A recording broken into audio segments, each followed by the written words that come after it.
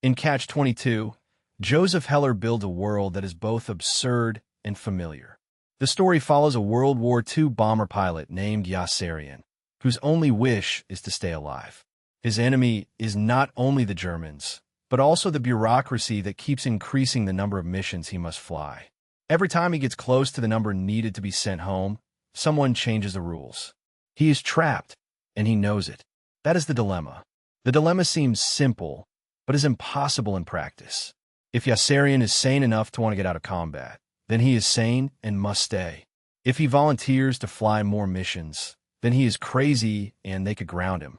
But by volunteering, he proves he is sane, so he cannot leave. It is the soldier's dilemma. It goes around logic and defeats it. You don't have to be in the army to feel this.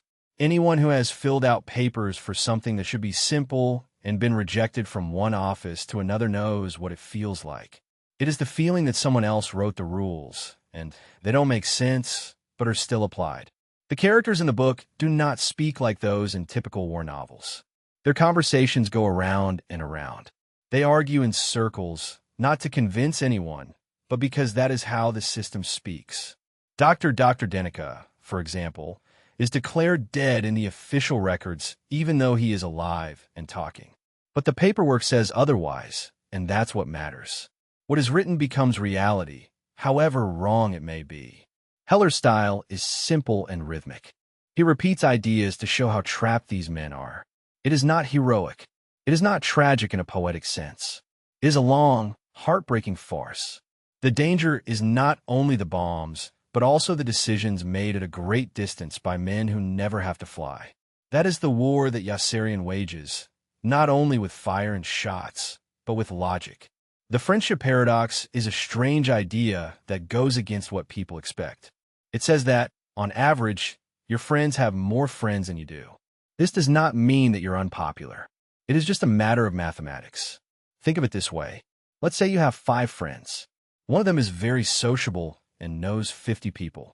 The other 4 are quieter and each knows 5 people. That nice, well-connected person appears on the friends list of many people. The quiet ones do not. When we look at who your friends are, we are more likely to count the popular one because they appear on more lists. That skews the average. It makes your circle seem more connected than it actually is. This happens a lot on social media. Suppose you follow 50 people. Some are normal people. Others are influencers with thousands of followers. You will probably feel that everyone does more things, gets more likes, and goes to more places, but that is only because those visible people are seen more often. They dominate your feed because their reach is wide. It is not a fair sample. The paradox also applies to real life. In a classroom, the student who knows everyone can also appear in most people's stories or group chats. When others think about who is popular, that student gets mentioned again and again. This does not mean everyone else is isolated. It just means that the data are uneven. The same thing occurs at work. Some people have a knack for connecting with other teams. Others stay within their own functions. If you look around and feel that everyone else knows more people, it may be because those who have more contacts appear in more meetings, emails, or events. That visibility can make them seem like they are everywhere, when in reality, they're just better connected. The paradox does not mean your own connections are weak. It just means that mathematics works strangely when it comes to networks. The Berry paradox is a problem related to language use, especially when we try to define things ingeniously. It shows that even simple words can lead to problems if we are not careful. The paradox starts from the idea of describing numbers in English. Some numbers need more words to describe than others. For example, 2 is short, but 1024 takes longer to say. Now, imagine writing a list of all the numbers that can be described with less than 20 words. That list will include many numbers, especially the smaller ones.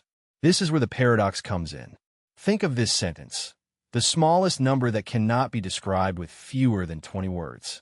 That sentence uses only 13 words, but describes a number that, by definition, cannot be described with fewer than 20 words.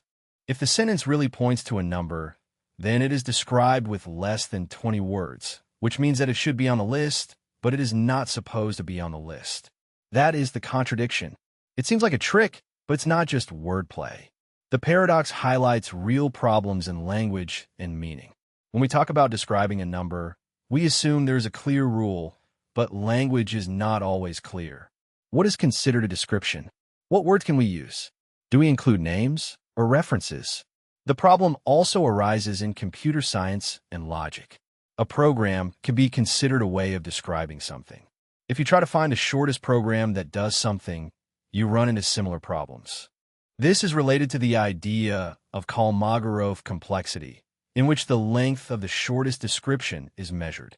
But once you try to define the shortest description that cannot be shortened, you end up in the same type of loop. The Berry paradox is not based on sophisticated mathematics. It is based on how we use everyday language. And that is what makes it complicated. You don't need equations to get stuck. You only need words. The paradox of value is an enigma that goes back to the earliest economic concepts. It points out that some things people need to survive, such as water, are usually cheap. At the same time, things with little practical use, like diamonds, can be very expensive. This seems illogical.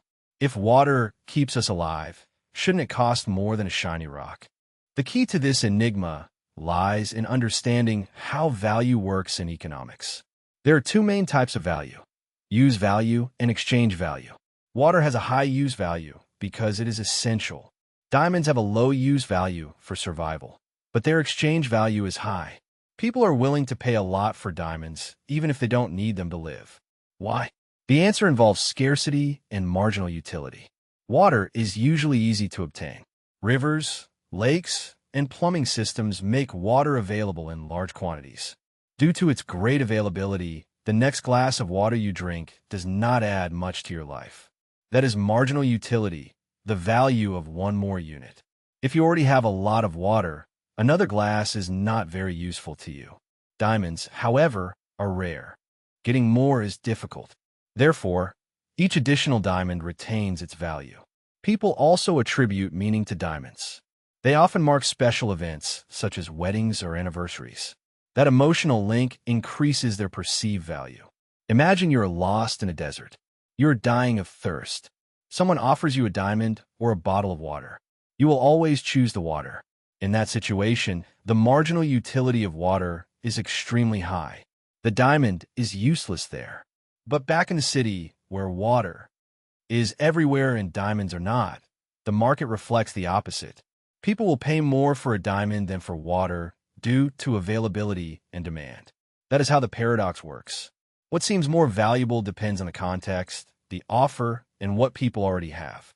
The paradox of Epimenides begins with a simple phrase: all Cretans are liars. Epimenides himself made this statement. At first glance, it seems like a normal statement. But look closely. If he is telling the truth and all Cretans are lying, then he must also be lying, but if he is lying, then not all Cretans are lying. Therefore, the statement cannot be true. In any case, you encounter a contradiction. This is a self-referential paradox. It occurs when a statement refers to itself in a way that breaks logic. It's like saying this sentence is false. If it is true, then it must be false. But if it is false, then it is true. The loop does not stop. The statement devours itself. This type of problem is found in computer programming and formal logic. For example, imagine a computer program that checks if a set of programs include themselves. A version of this is called the halting problem. Can you write a program that determines whether a program will run forever or stop at some point? Alan Turing showed that such a program cannot exist for all cases. The logic behind this test is very similar to that of APIs. You get caught in a loop. Here is a basic example. Imagine a city with a barber. He shaves everyone who does not shave. So, who shaves the barber? If he shaves himself, he should not do it, because he only shaves those who do not shave. But if he does not shave himself, then he must do it, because he shaves those who do not shave. The configuration fails. The question has no answer within these rules. This paradox shows what happens when a system turns inward and tries to explain itself. Language and logic have limits. When they reach those limits, paradoxes occur. They're not just games. They show real cracks in how systems are built. A Greek philosopher who lived 2,500 years ago.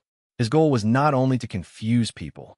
He used these paradoxes to argue that movement and change are illusions, challenging the common view of reality. One of his best-known paradoxes is that of Achilles and the turtle. In this story, Achilles, the fastest runner, gives a slow turtle an advantage in a race. Zenon argues that Achilles will never reach the turtle. Why? Because every time Achilles arrives at where the turtle was, it has moved forward a little more. Although the distance gets shorter each time, Zenon says that Achilles still has to take an infinite number of steps to reach it. And that seems to make reaching the turtle impossible. Another famous paradox is the dichotomy. It says that before reaching your destination, you must first reach the road's middle. Then, before reaching the midpoint, you must reach the quarter point of the road, and so on. You can divide the trip into indefinitely smaller parts. So, how can you start moving if there are infinite points to pass through? These paradoxes seem strange because they make simple tasks like crossing a room or winning a race seem impossible. But people do these things every day. What Zenon demonstrated is that our ideas about infinity and continuous space can lead to strange results if we aren't careful. Modern mathematics solves these paradoxes using calculus. By adding an infinite series of increasingly smaller distances, a finite result can be obtained. This explains how Achilles reaches the turtle. But Zenon's puzzles are still useful because they force us to think clearly about ideas that seem obvious but are actually complex when broken down. Russell's paradox appears when we pose a simple question. Can a set contain itself? Imagine a barber in a city who shaves all men who do not shave themselves. Now ask yourself, does the barber shave himself? If he does, then he should not, because he only shaves those who do not shave themselves. But if he does not, then he should, because he shaves those who do not shave. This loop has no end. That is the idea behind Russell's paradox. Only it occurs in mathematics, not barbershops. In set theory, a set is simply a collection of things. Some sets are normal, like a set of all apples or a set of all numbers greater than 10. But what about the set of all sets that do not contain themselves? That is where the problem begins. Let's call this set R. If R contains itself, then, by definition, it should not contain itself. But if R does not contain itself, then it meets the condition to be in R, so it must contain itself. Like the barber, R gets tangled in its own knot. This may seem like a puzzle, but it caused real problems for early mathematics. Mathematicians like Frege wanted to build all of mathematics from logic using sets as a basis. But if sets can act like this, the entire system risks collapsing. A logical system that allows defining R is a system that cannot be coherent. Once Russell pointed this out, the foundations of mathematics had to change. To avoid the paradox, the newest systems place limits on the types at a different level than their elements.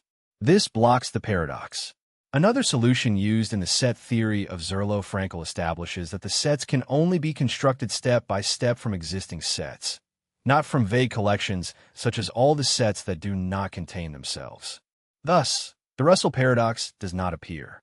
The paradox shows what happens when the rules to construct sets are too lax. It is not just a strange case. It is a sign that there is something deeper that needs to be fixed. There is a barber who lives in a small town.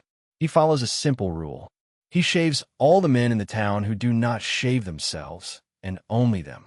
At first glance, it seems simple, but then the question arises, does the barber shave himself? If he shaves himself, then, according to the rule, he should not, since he only shaves the men who do not shave. But if he does not shave himself, then he should shave himself, because he shaves all the men who do not shave. In any case, the rule leads to a contradiction. The question cannot be answered without breaking the rule. This is the barber paradox, a version of a logical riddle proposed by Bertrand Russell to demonstrate that some systems of logic and set theory encounter problems when they define themselves in terms of themselves. The paradox does not come from the barber or shaving. It comes from self-reference and contradiction. Think of it like this. Suppose you write a list titled, All the Lists That Do Not Include Themselves. Now ask yourself, does this list include itself? If it does, then it shouldn't. If it doesn't, then it should. As with the barber, the logic breaks. Russell used this idea to question the way mathematicians and logicians conceive sets. Before this, some believed that for any condition that could be imagined, there would exist a set of all things that met that condition. But if you apply that idea to sets that do not include themselves, you run into the same problem. Does the set of all sets that do not include themselves include itself? The barber is just a clearer and simpler version of that broader question. It helps to show how definitions and systems, when they include themselves, can enter a contradictory loop. The paradox does not offer a clear solution. It simply tells us that some rules that we create, although they seem simple, do not hold up under pressure. The paradox of omnipotence is an enigma about what it means for a being to be all-powerful. It raises a simple question. Can an all-powerful being create a task that it cannot perform? The classic version is, can an all-powerful being create a rock so heavy that it cannot lift it? If it can, then there is something it cannot do. Lift the rock. If it cannot, then there is something it cannot do. Create the rock. In any case, it seems that it cannot be all-powerful. This sounds like a trick question, and in many ways, it is. But it is also useful. It helps us ask ourselves what power means. When we say that someone is all-powerful, we often imagine that they can do anything. But can they make square circles? Can they make 2 + 2 = 5? These are not just difficult tasks. They are impossible by nature. They don't make sense. Some argue that real power does not include nonsense. If a task is contradictory, it is not a real task. Think of a carpenter. You ask him to build an invisible chair that is visible. That request does not test the carpenter's skill. It is just a confusing idea.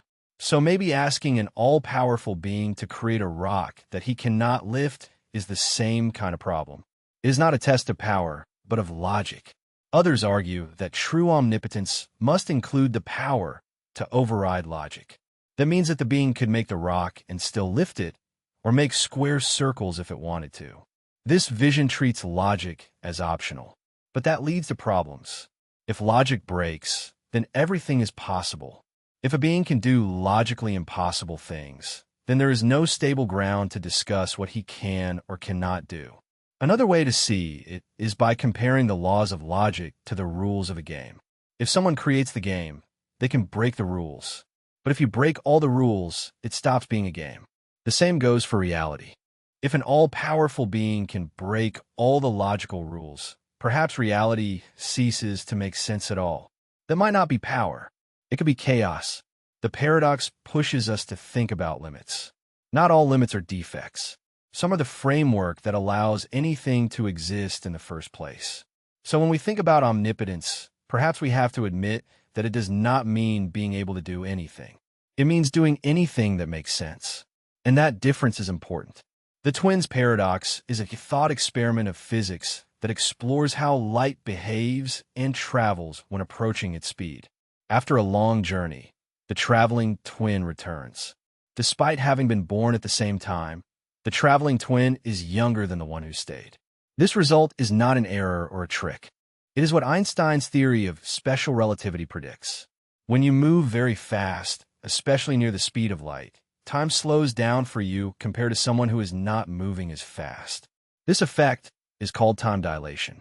It has been tested many times using atomic clocks on airplanes and satellites. These clocks tick a little slower than clocks on the ground, just as the theory says. Some people get confused and think that both twins should see each other's clock running slower, since each can say that the other is moving. That is true while the spaceship travels in a straight line at constant speed. But the key moment occurs when the traveling twin turns around to return. That change of direction means that the traveling twin feels an acceleration, while the one on Earth does not. This breaks the symmetry. The situation is no longer the same. Think of it this way. If one person stands still while another gets on a roller coaster, they do not have a similar experience. One feels calm, the other feels forces pushing her. The same idea applies here. The twin on Earth maintains the same frame of reference all the time. The one on the spaceship changes frame, goes out, turns around, and comes back. That change is what causes the age difference. This is not just theory. The GPS satellites have to adjust for both speed and the effects of gravity on time. If they did not, the location data on your phone would be very off. The twin paradox demonstrates that time is not as fixed as we usually believe. It depends on how you move through space. Imagine you enter a room with 22 other people. You don't know them at all. Now guess what the probabilities are that 2 people in that room have a birthday on the same day. Most people would say it's low, perhaps around 5 or 10%. It seems logical. After all, a year has 365 days. What is the probability that 2 people are born on the same day? But mathematics say otherwise. If there are 23 people in a room, there's approximately a 50% probability that 2 of them share a birthday. It is not an assumption. It is a calculated result based on probability theory. This is how it works. Think about the first person. Their birthday does not matter yet. Now, think about the second person. They have 364 out of 365 chances of not sharing the first person's birthday. The third person has 363 out of 365 chances of not matching either of the first 2. Multiply those chances together as more people enter. When you get a person number 23, the probability of everyone having different birthdays falls below 50%. Therefore, the probability that at least 2 people share a birthday exceeds 50%. This is known as the birthday paradox. It is not a paradox in the sense of contradiction. It is simply a result that surprises most people. Our brain is not good at estimating how probability works when many combinations exist. We tend to focus on one-to-one comparisons. We wonder about the chances of person A sharing a birthday with person B. That is too limited. The real question is, what are the chances that any couple shares one? And there are many couples in a group of 23, 253 to be exact. It is not just a curious fact. It occurs in cryptography. In security, a similar principle helps to explain how difficult or easy it is to find 2 entries producing the same hash value. This is called a collision. Understanding how quickly matches, such as shared birthdays, occur helps engineers plan. They are not based on hunches. They use mathematics. Imagine you're on a TV program. In front of you are 3 closed doors. Behind one of them, there's a new car. Behind the other 2 are goats. You choose a door, say door 1. The presenter, who knows what is behind each door, does not open the one that you have chosen. Instead, he opens another door, say door 3, and shows a goat. Then he turns to you and asks, "Do you want to switch to door 2? This is the Monty Hall problem. It seems that changing or staying wouldn't matter. You might think the chances are now 50%, but it is not so. When you choose a door for the first time, there is a 1 in 3 chance that you choose the car. That means there is a 2 in 3 chance the car is behind one of the other doors. After opening a door with a goat, the host gives you information. He does not open just any door at random. He always reveals a goat and gives you the chance to change. Let's see it step by step. Let's assume you choose door 1. There is a 1 in 3 probability that the car is behind door 1. Therefore, there are 2 in 3 possibilities that it is behind doors 2 or 3. Next, the host shows you a goat behind one of those doors. That does not change the original probabilities. If the car were in door 2 or 3, the host revelation only helps reduce the possibilities. Let's assume that the car is actually behind door 2. If you choose door 1, the host must show you that door 3 has a goat. If you change, you win. If you stay, you lose. If the car was behind door 1, changing would make you lose. But that only happens 1 in 3 times. If you always change, you win 2 of 3 times. If you always stay, you only win 1 of 3 times. The mathematics square every time the scenario repeats. It seems strange, but the probabilities do not lie. The knowledge and actions of Monty change the game. Changing doors gives you a better chance to win the car. The court paradox tells the story of a teacher and student. The teacher is a well-known lawyer. The student wants to learn law, but cannot afford classes. They make a deal. The student will pay the teacher when he wins his first court case. Time passes. The student finishes his training, but does not take any cases. The teacher wants to be paid and grows impatient. He decides to sue the student. The student, who now knows law, defends himself in court. That is when the paradox appears. If the student wins the case, the teacher cannot collect payment. But that means that the student has won his first case. Therefore, he must pay the teacher according to their original agreement. On the other hand, if the teacher wins the case, the court will order the student pay. But according to the terms of their agreement, the student only has to pay after winning a case. If the teacher wins, the student loses his first case, so he still should not pay. Each result cancels itself. If the student wins, he must pay, but winning means he does not have to. If he loses, he must pay by court order, but losing means the payment is not enforceable. Both parties use logic, but logic turns against itself. This story highlights a particular type of riddle. It is not about who is right or wrong. It is about how rules and agreements can contradict themselves when taken to their limit. The paradox does not have a clear answer. In some versions, the court delays the ruling. In others, the case is dismissed. Some say it never happened. But even if it is just a story, it has meaning. The law depends on the structure, but language in the moment can distort the structure and turn it into a contradiction. That is what makes the court paradox hard to ignore. The liar's paradox is a self-contradictory statement. It occurs when someone says, "I am lying." If that person is truthful, then he is lying, just as he claims. But if he is lying, then he is telling the truth. The statement turns against itself. You cannot know if it is true or false, because either answer poses a problem. This is what makes it a paradox. It does not break logic, but it shows where logic can fail. A simple way to understand it is to imagine a note stuck on a wall. The note says that the sentence on the other side of this paper is true. You turn the note over. On that side, it says that the sentence on the other side of this paper is false.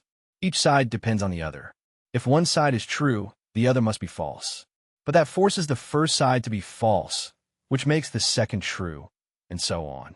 A loop is created in which neither side can be resolved.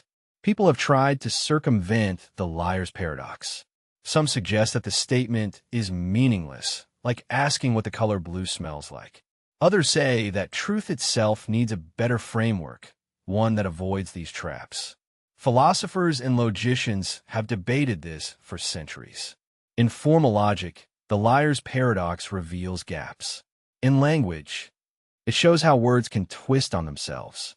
In programming or mathematics, similar loops can be seen when a function calls itself without a clear end. That is called infinite recursion. The program crashes or hangs. The liar's paradox acts in a similar way. It does not give a clear result, so the system gets stuck trying to solve it. This paradox is not just a puzzle. It helps people think about the meaning of truth and how systems treat self-reference. The growling Nelson paradox is about how we describe words. And if these describe themselves, it starts with a simple idea. Some words describe themselves, and others do not. For example, the word short is short, so it describes itself. That makes it autological. The word long is not long, so it does not describe itself. That makes it heterological. The problem arises when we ask if the word heterological is heterological. If it is, it means that it does not describe itself. But that would mean that the word heterological does not have the property of not describing itself, which is a contradiction. If heterological is not heterological, then it must describe itself. But that means that it does have the property of not describing itself, which is again a contradiction. Either answer leads to a problem. This paradox is not just a play on words. It shows that some classification systems fall apart when they try to include themselves. A comparison is the barber paradox. Imagine a barber who shaves all and only those men who do not shave themselves. The question is, does the barber shave himself? If he does, then he should not shave. If he does not, then he should shave. The grumpy paradox of Nelson works similarly, but with words instead of people. We use the term self-reference to describe this kind of loop. The paradox arises when a system tries to describe its own behavior from within. This is related to ideas from logic and mathematics, such as the incompleteness theorems of the objectives, according to which formal systems cannot demonstrate all the truths about themselves. You don't need complex logic to see this problem. It is enough to ask simple questions and follow them through. In this case, the simple question is heterological. Heterological leads to a loop without any clear answer. That is why this is important. It shows that even basic language can face obstacles when it tries to wrap around itself. The grandfather paradox describes a problem related to time travel. It shows how actions in the past can undo the future in such a way that they prevent the original action from taking place. The name comes from a simple thought experiment. Imagine a person travels to the past and kills his grandfather before his father's birth. If the grandfather dies prematurely, then the father is never born. That means the time traveler is not born either. But if he were never born, he could not have gone back in time to kill his grandfather. Therefore, the act just cancels itself. This creates a loop with no clear answer. If the traveler succeeds, he prevents his own existence. If he fails, his grandfather lives and the traveler is born. But then he could just try again. The loop then repeats. It breaks the idea of a coherent timeline. Time travel stories often run into this kind of problem. To make this clearer, imagine a man named Alex. He finds a way to travel to 1940. His goal is to stop a war, and he believes that killing a specific soldier will achieve it. He locates the soldier, but discovers that it is his own grandfather. If Alex kills him, the war may stop, but Alex may never be born. And if Alex is never born, he cannot go back in time. Therefore, stopping the war becomes impossible. Attempts have been made to explain this paradox in various ways. Some suggest that traveling to the past is not possible. Others propose that time travel creates a new timeline. In that case, Alex's actions create a branch where the grandfather dies and Alex never exists. But the original timeline where Alex lived remains unchanged. This vision avoids the paradox by dividing reality into separate paths. Even in the timeline where the grandfather dies, Alex disappears. The chain of cause and effect is broken in that branch, and there is no traveler left to make the change. The Ellsberg paradox shows how people manage risk when they don't know all the probabilities.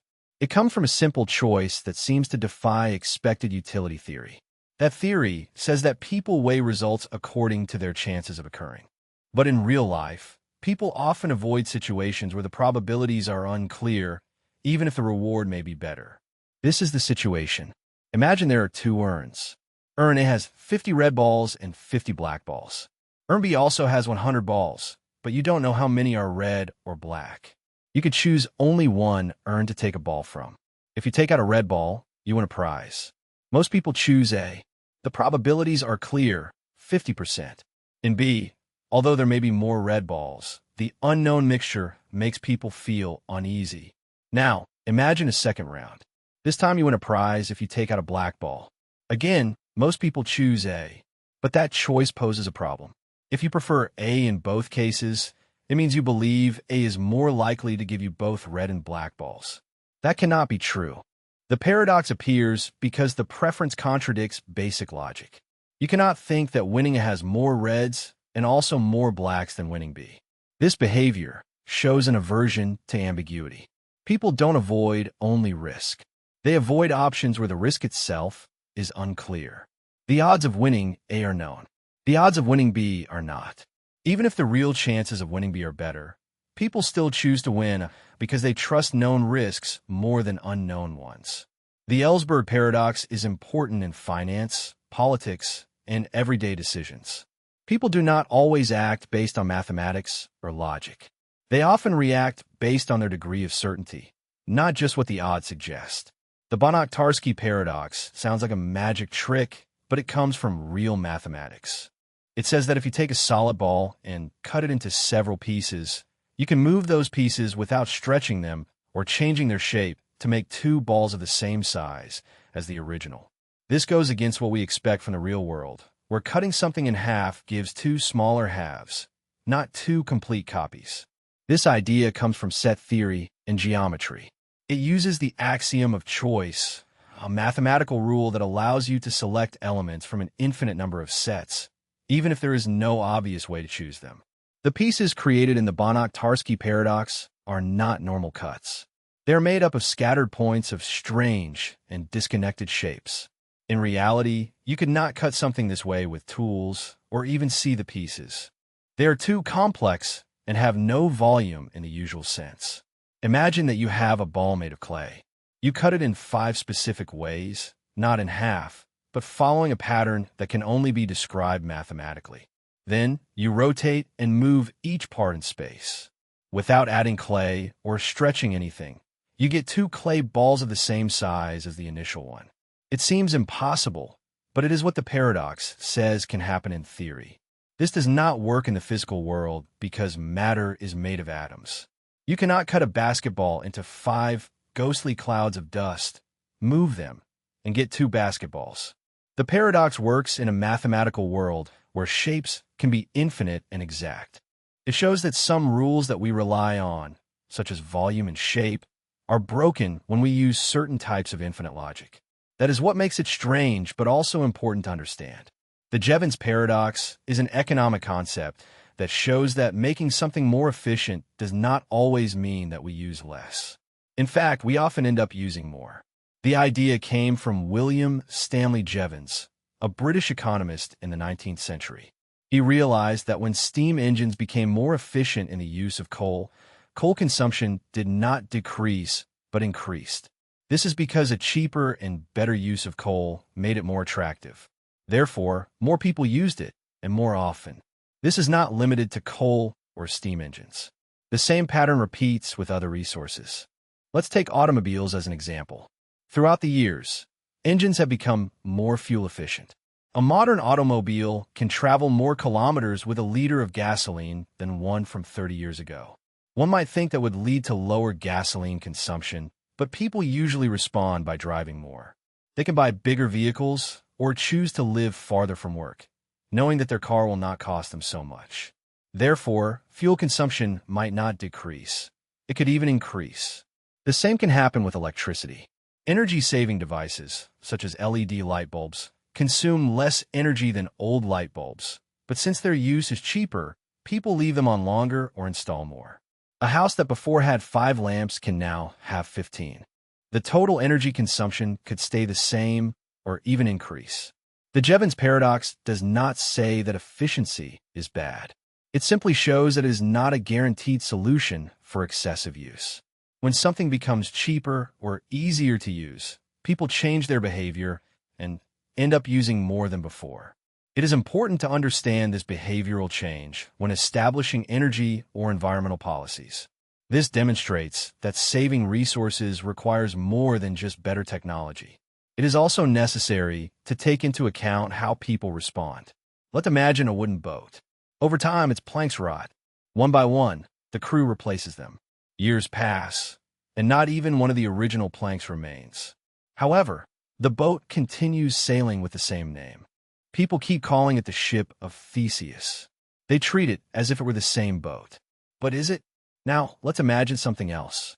Someone collects the discarded boards and saves them. He restores each piece and rebuilds the original boat. This boat also looks like the ship of Theseus. So, which one is real? This riddle explores identity not only of the boats, but of things that change over time. Your body constantly replaces cells. You are not made of the same material as you were 10 years ago. Even so, you feel like the same person. So, what makes something what it is? Let's go back to the boat. The version with new planks preserves the boat's history. It has made the same trips. The captain has stood at the helm. The wear on the deck comes from real feet. It carries with it the continuity of its use. People trust it because they know where it has been. The boat rebuilt with old planks has the original material. It gives a feeling of authenticity. You can touch the same wood that they touched, but it does not share the crew's experiences. It has not endured the same storms. It has remained stored in a dry place. In software, this idea often appears. You can rewrite a program from scratch, line by line. The functions are new, but the behavior is identical. Is it the same tool?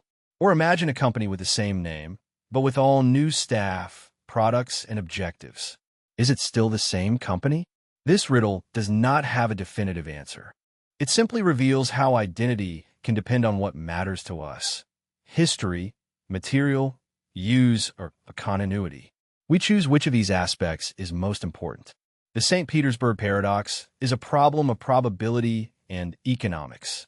It shows how our choices do not always follow logic when money and risk are involved. Imagine a simple game of tossing a coin. You pay a fixed fee to participate. The rules are to toss an unbiased coin until it lands heads. If the first head comes up on the first toss, you win $2. If it comes up on the second toss, you win $4. On the third toss, you win $8. The payout doubles each time. The longer it takes to get heads, the more you win. Now, think about the expected value. That is the average amount you should win if you play this game many times. The mathematical calculation is as follows. There is a 50% chance of winning $2, a 25% chance of winning $4, a 125% chance of winning $8, and so on. All these probabilities multiplied by their prizes are added. That is 1/2 asterisk $2 plus 1/4 asterisk $4 plus 1/8 asterisk $8, and so on. The sum keeps growing. It never stops. In theory, the expected value is infinite. But that does not correspond to people's behavior in real life. Most people would not even pay $50 to play this game. Some would not even pay $10. That is because the probability of getting a high payout is very small. Most of the time, heads would come up at the beginning and you would only win a few dollars. That happens often. Therefore, although the expected value says that the game is worth an unlimited amount, our instinct tells us that it is not. This discrepancy is the paradox. It reveals a gap between what mathematics says and what people feel. It challenges the idea that people always act based on expected value. Instead, we consider the risk, how much we could lose, and what money means to us. A man has long hair. If you take away one hair, he is still not bald. Take another one away, he is still not bald. Keep taking hairs away, one by one. However, at some point you will have to admit that he is bald. But when did that change occur? Which hair made the difference? That is the paradox of sorites. It shows how something that seems reasonable step by step can lead to a result that seems incorrect. The word sorites comes from the Greek word meaning heap. Imagine a pile of sand. Remove a grain. It is still a pile. Remove another one. It is still a pile. But if you remove one grain each time, you will end up with nothing. There is no pile. The question is, when did it stop being a pile? This is not just a riddle. It touches on real questions about categories and language use. Many words like tall, rich, old, or pile lack clear limits. Someone who is 180 m tall is not tall in the NBA, but could be in a crowd. A person with $999,999 may not be rich if the reference is a millionaire. But does one more dollar suddenly make someone rich? Let's think about laws based on thresholds. The speed limit is 65 miles per hour. If someone goes 66, they have broken the law.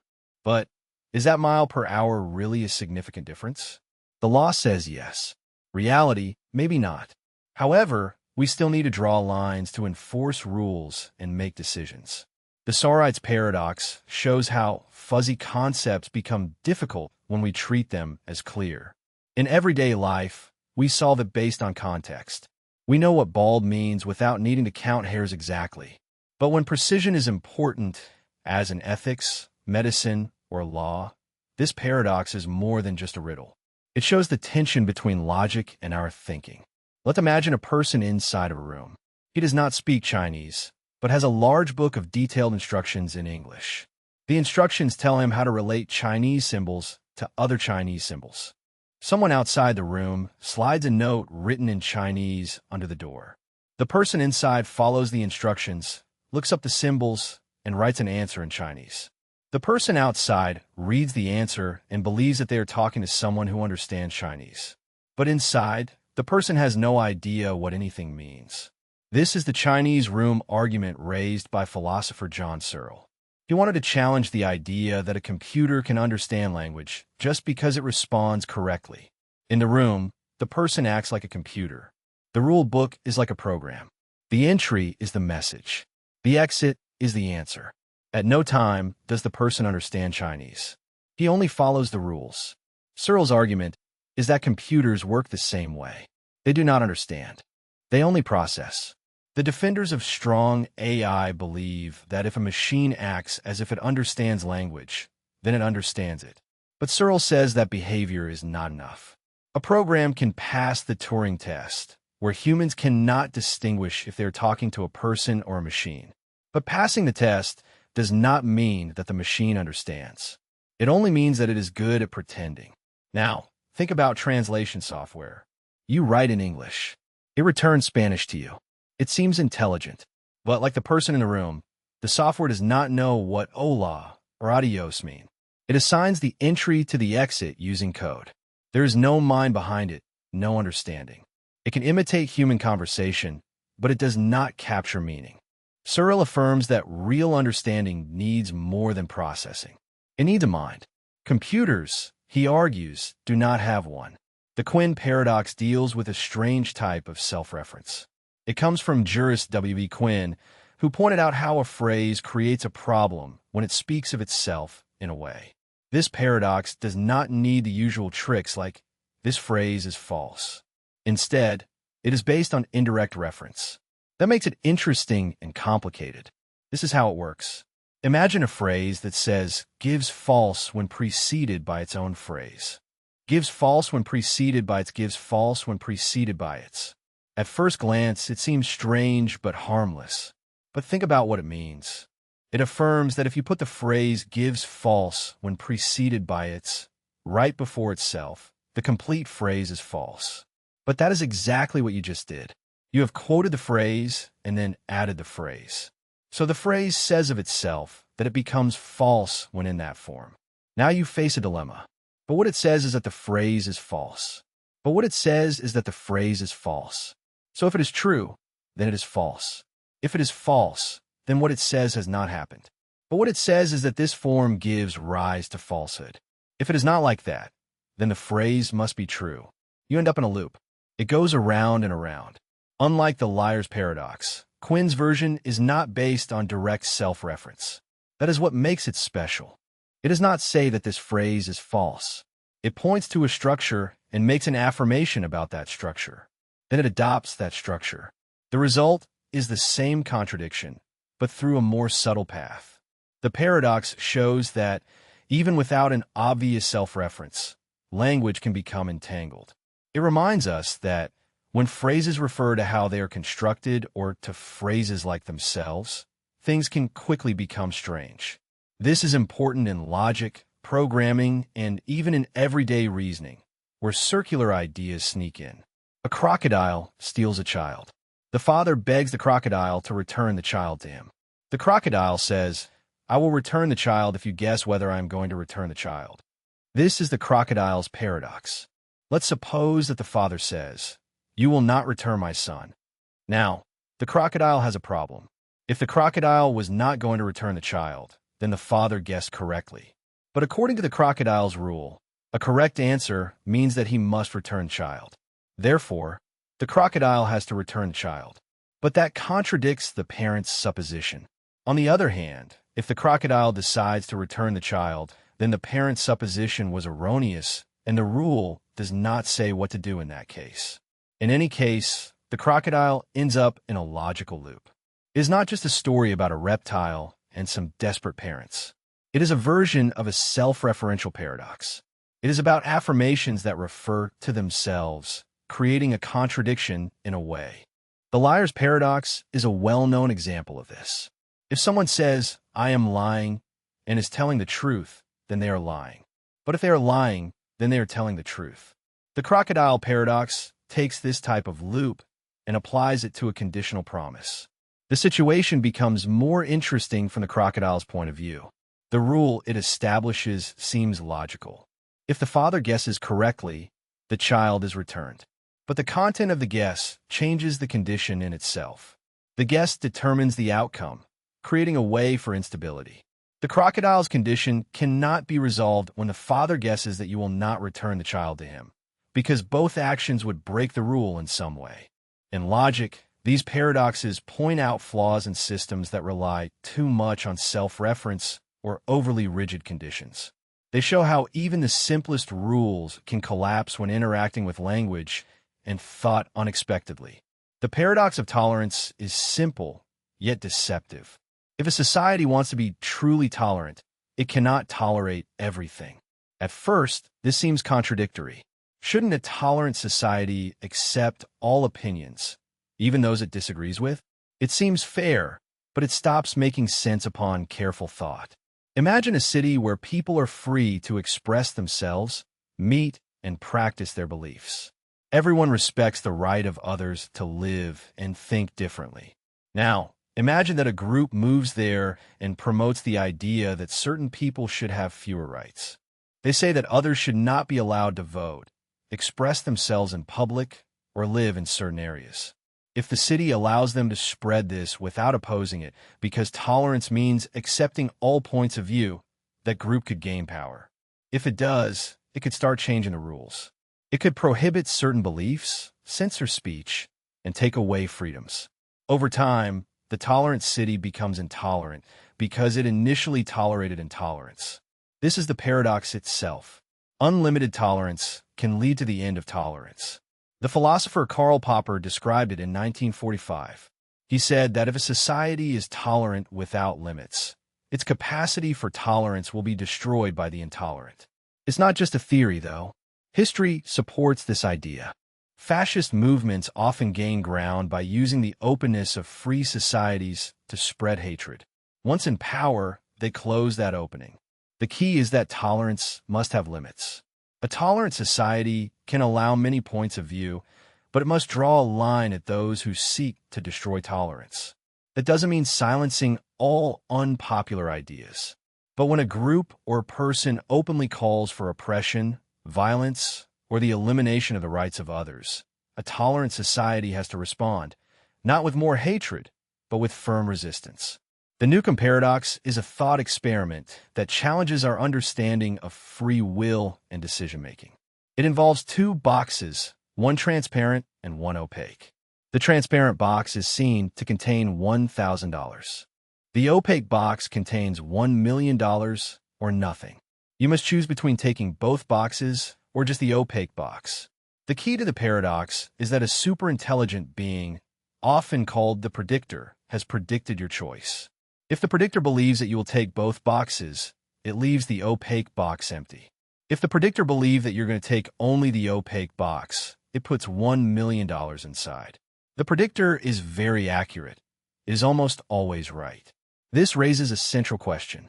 What should you do to maximize your profits? If you think rationally, in the traditional sense, you would take both boxes. After all, you're guaranteed $1,000 from the transparent box and risk nothing by taking the opaque box, which may contain $1 million. Therefore, it seems that to take both boxes is the best option. However, the predictor has already made his decision. If he predicts that you will take both boxes, he will have left the opaque box empty. If he predicts that you will only take the opaque box, you will receive $1 million.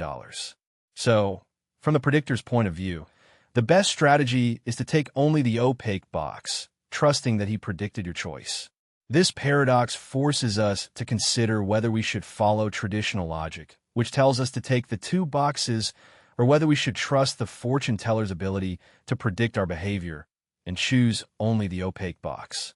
The tension between these two strategies highlights a fundamental conflict between our beliefs about rationality and our belief in free will.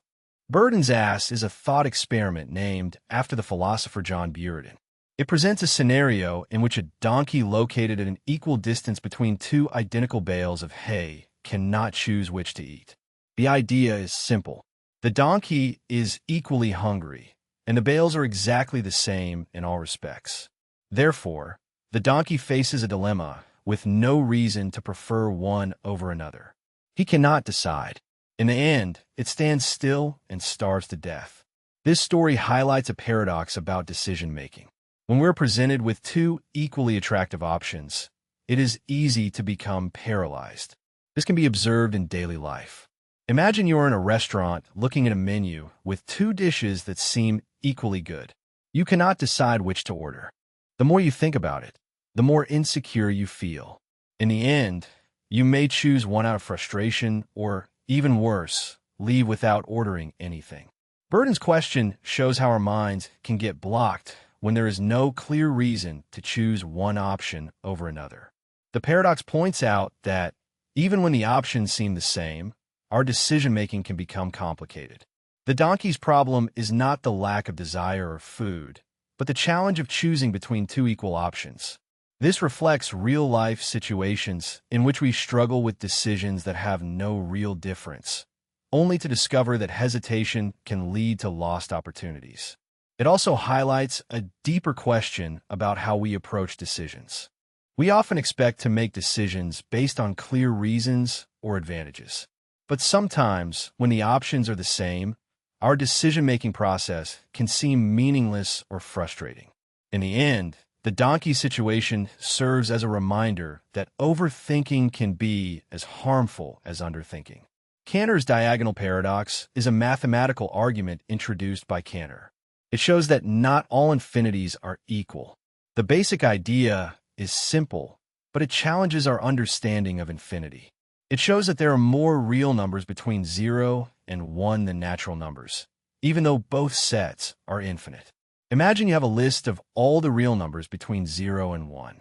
Cantor's method consists of creating a new number that is not on the list, regardless of its length. The key idea is to take each number from the list and focus on its digits. For example, if the first number is 012456, we look at the first digit, 1. Then, we take the second number, for example, 0234567, and focus on the second digit, 3. This process continues with each number on the list, selecting a digit from each number. Now, Cantor's method says that you can create a new number by changing each of these digits. If the first digit is 1, change it to 2. If it is 2, change it to 3, and so on. This new number will differ from all the numbers on the original list. It will differ from the first number in the first digit, from the second number in the second digit, and so on. This means that the new number is not on the list, even though the list is supposed to contain all real numbers between 0 and 1. The paradox here is that the list of real numbers was supposed to be complete. But by constructing this new number, Cantor shows that no matter how hard you try, you cannot list all the real numbers. This shows that the set of real numbers is larger than the set of natural numbers, even though both are infinite. The inverted spectrum paradox questions whether people perceive colors in the same way. Imagine you and a friend are looking at a ripe tomato. You both agree that it is red, but there's a twist. What if the color your friend sees as red is actually what you see as green, and vice versa? This means you both call it red, but each brain interprets the color differently. The paradox asks, could it be that your friend sees the world in a completely different way, but neither of you know it because you share the same experiences and the same language? To understand, think about how you know what red is like. Your brain processes light waves of a certain wavelength and relates them to the color red. But what if, instead of red, you process what your friend sees as green? If your experience of red differs from theirs, then the idea that you both see the world the same way begins to fall apart. Now, imagine a situation where you and your friend take a color test. You both get the same score and identify the tomato as red. From the outside, everything seems to be fine, but you still have no way of proving that you both see red in the same way. Perhaps you call it red based on the color that your brain knows, but that does not necessarily mean you both have the same experience of that color. It is impossible to compare directly because we cannot enter another's mind. This paradox does not mean we are all wrong about colors. It suggests that color perception could be very subjective. But since language, culture, and society agree on certain terms, we act under the assumption that we all perceive things the same way. The real question is that so? The paradox of self-reference is a complex idea. It occurs when something refers to itself in a way that creates confusion or contradiction. Imagine a sign that says, "This statement is false." If the statement is true, then it must be false, as it states. But if it is false, then the statement must be true. This creates a loop that seems to have no end and is the core of the paradox. Another example comes from a classic riddle. Suppose you have a list of all lists that do not contain themselves. The question is, does this list contain itself? If so, then it should not, because it only lists things that do not contain themselves. But if it does not contain itself, then it must be on the list, since it does not contain itself. Once again, this creates a loop, making it impossible to say clearly whether the list includes itself or not. In these cases, self-reference provides no clear answer. The paradox highlights a flaw in how we think about truth and logic. This shows that our reasoning systems sometimes fail when we make things refer to themselves. It's not just a puzzle. It is also a reminder of the limits of formal systems in math and logic. These systems cannot always handle self-referential statements without falling into contradiction. Therefore, the paradox is both a puzzle and a lesson about the limits of reasoning. Simpson's paradox occurs when a trend in groups reverses when they are combined. It is a strange situation in which the general data leads to a conclusion that contradicts the conclusions of the smaller groups. This paradox shows how averages or combined data can mislead. Imagine two hospitals, Hospital A and Hospital B. Hospital A treats 100 patients and 80% recover. Hospital B treats 50 patients and 90% recover. At first glance, Hospital B seems better because 90% is higher than 80%. But if the data is analyzed in detail, it can be discovered that Hospital A treats more difficult cases and Hospital B treats easier cases. If we break it down, the trend can be reversed when individual category recovery rates are taken into account. Suppose that in both hospitals there are two groups, patients with mild illnesses and patients with serious illnesses. In both hospitals, the recovery rate for seriously ill patients is 70%, while the recovery rate for mild patients is 95%. Now, then, in Hospital A there are more serious patients, so its overall recovery rate is reduced. Hospital B, however, has more mild patients, so its overall recovery rate is higher. But in each group, mild and serious, the recovery rates are the same. This is Simpson's paradox in action. What happens here is that the combined data hide the real picture. Although Hospital B seems better overall, the data from each group tells a different story. The paradox shows how relying on aggregated data without accounting for the context can lead to erroneous conclusions. It is a reminder that we must always be careful when interpreting data and consider that a different story may emerge when we delve deeper. A philosophical zombie is a thought experiment that questions the nature of consciousness. Imagine a being that looks and acts like a human but lacks any conscious experience. It behaves exactly like you or me. It talks, eats, and moves. However, it doesn't really feel anything. This being would be identical in every respect to a person, except for one key difference. It has no subjective experience, no awareness of its environment or thoughts. Think of it as a robot that can perfectly mimic human behavior, but doesn't really see the world or feel emotions. It simply reacts according to its programming, without any internal experience accompanying its actions. The idea of the zombie philosopher raises an important question. What does it mean to be conscious? Is consciousness something that can be measured only by behavior? Or does it require a deeper internal experience? Philosophers use the concept of the zombie to question the idea that physical processes alone can explain consciousness. If we can imagine a being physically identical to a human but with no internal experience, this suggests consciousness could be more than brain activity. The zombie forces us to think about the possibility that the brain does not fully explain our experience of consciousness. This thought experiment also raises questions about how we can know if another person is truly conscious. If a philosophical zombie is indistinguishable from a normal human being, how can we be sure that anyone other than ourselves has consciousness? This challenges our assumptions about other minds and the nature of subjective experience. It suggests that consciousness may be something more than what we can observe, something more difficult to define or measure. The Sleeping Beauty problem is a well-known thought experiment of probability theory. Imagine that the Sleeping Beauty is part of an experiment. Each time she wakes up, she doesn't know how many times she has woken before. The experiment begins with the toss of a fair coin. If the coin lands heads, she is awakened once, and the experiment ends. If the coin lands tails, she is awakened twice. Once on the first day, and again on the second day, and then the experiment ends.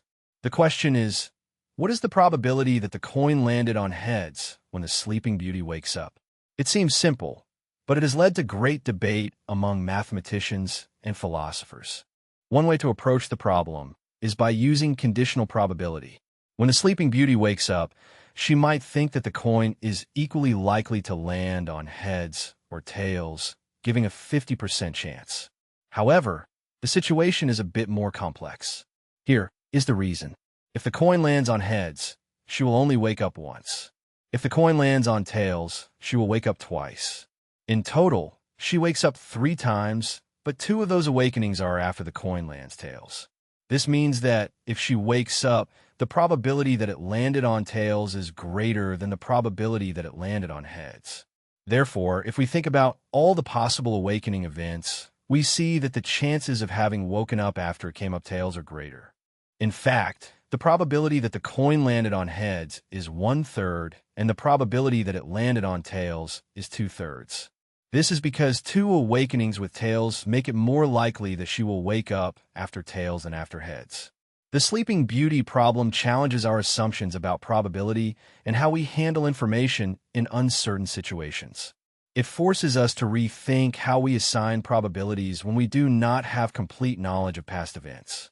The information paradox of the black hole is a problem of physics that questions what happens with the information when something falls into a black hole. According to quantum mechanics, information about a system's state can never be destroyed. However, when something enters a black hole, all information about that object seems to disappear. This creates a contradiction, since it suggests that the information can be lost, which goes against the principles of the quantum theory. Imagine you have a book containing all the details about a particular object. You throw that book into a black hole. According to what we know, the book should disappear, and you would no longer have access to its contents. But quantum mechanics tells us that the book's information still exists somewhere, although we cannot see it. This is where the paradox arises. How can information be preserved if we cannot access it? And yet, it does not disappear into nothing. A possible explanation of this paradox is the idea that the information is not destroyed, but is stored on the surface of the black hole in a way that we cannot easily detect. This is called the holographic principle, which suggests that everything inside a black hole could be coded in its event horizon, the limit that marks the point of no return. However, this is still only a theory, and scientists are still trying to figure out exactly how it works.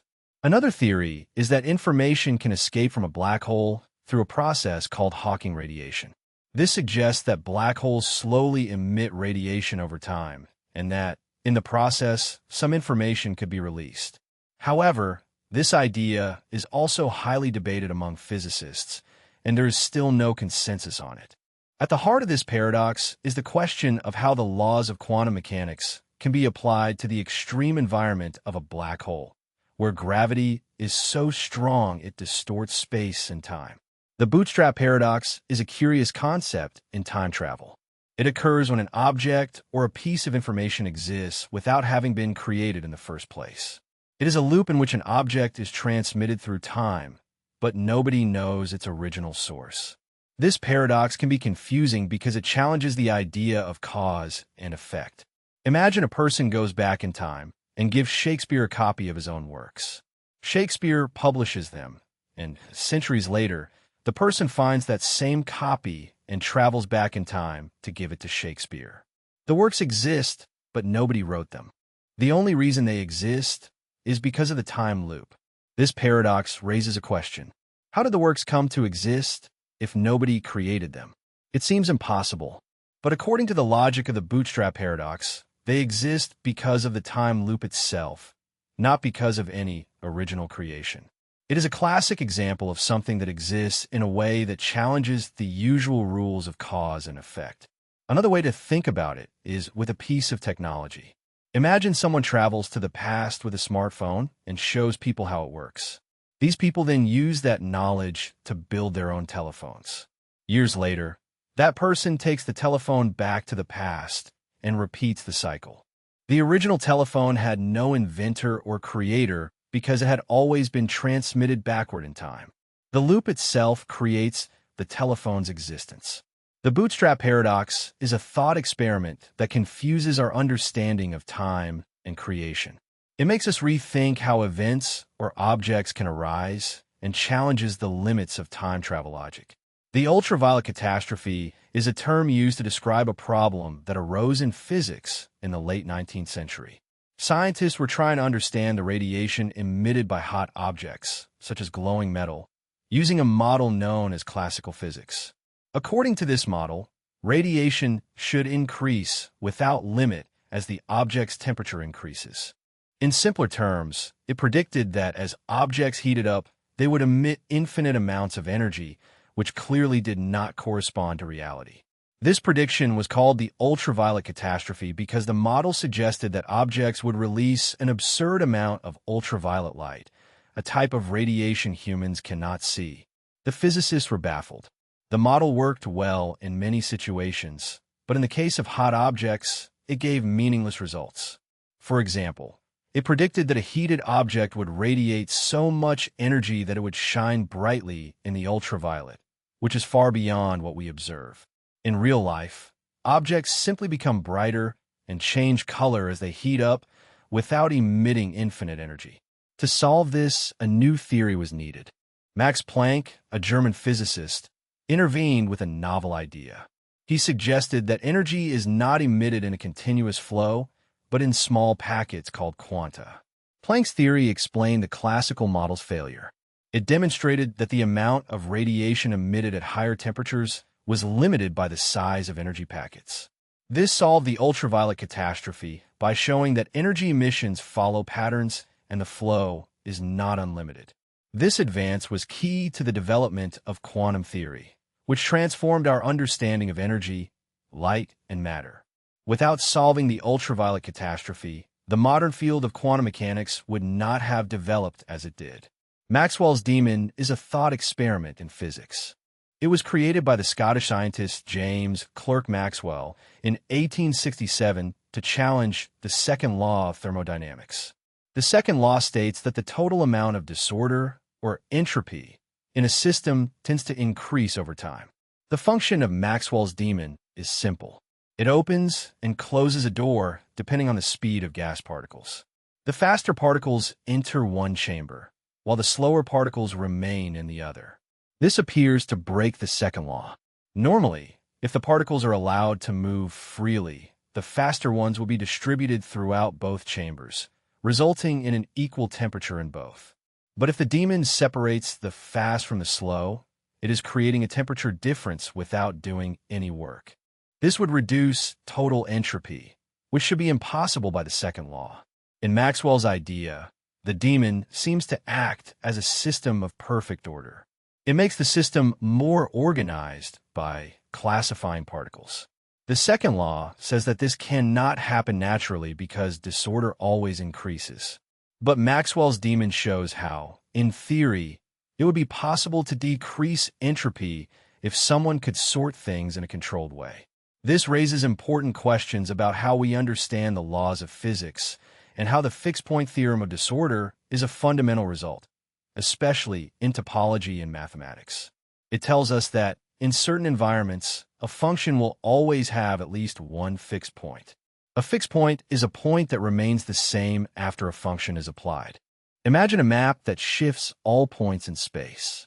But, regardless of how the function moves the points, there will always be one point that remains in its original position. To understand it better, think of a simple scenario where you have rubber sheeting. If you stretch or bend a sheet in any way, you can imagine that each point on the sheet moves to a new location. According to Brouwer's fixed point, if you start with a rubber sheet and a specific way of stretching or bending it, there will always be a point that remains in the same place, regardless of how you manipulate the sheet. For example, take a ball on a 2D plane. If you apply any continuous function that shifts all the points of the ball, there will always be a point that remains exactly where it was. This property holds in any space with conditions, including higher dimensions such as 3D spaces, especially those that map a compact space into itself. A common use of the theorem occurs in economics, where it can be used to demonstrate the existence of equilibria in economic models. In such models, agents in an economy make decisions based on the actions of others, and the theorem guarantees that there is a point at which everyone's actions stabilize. This can be very useful for modeling competitive situations or game theory. In this way, Brouwer's fixed-point theorem provides a framework for understanding the behavior of systems, whether in mathematics, economics, or other fields. The Tetris effect is a game that brings a new twist to the classic puzzle experience.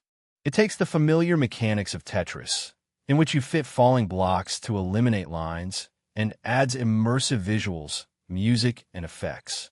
The game is designed to make you feel the rhythm of the puzzle as you play.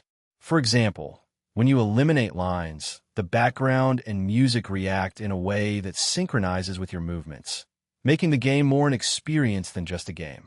The key difference between Tetris Effect and the original game is its focus on sensory elements. As you play, you will notice that the environment changes, often in sync with the actions you take. If you eliminate several lines in a row, the visuals become more vibrant and the soundtrack intensifies. This can make you feel more involved with the puzzle. It's no longer just about solving a puzzle. It's about enjoying this journey. An interesting feature of the game is its various modes. Although the basic mechanics remain the same, there are different ways to play. For example, there's a mode in which the screen rotates as you play, changing the angle from which you see the puzzle. This adds an extra level of difficulty, as you have to adapt to the new perspective while solving the puzzle. There's also a mode that lets you play cooperatively with a friend. You work together to eliminate lines and help each other. It's a fun twist on the traditional solo experience. The music and effects also change based on your actions, making each game a unique experience. The simple design of Tetris Effect's puzzles is complemented by its care, making it a memorable and relaxing game. The Ring of the Judges is a story from ancient Greece that raises important questions about morality and power. It is about a man named Gyges who was a shepherd working for a king. One day, while in the field, Gyges discovered a cave. Inside, he found a buried corpse wearing a golden ring.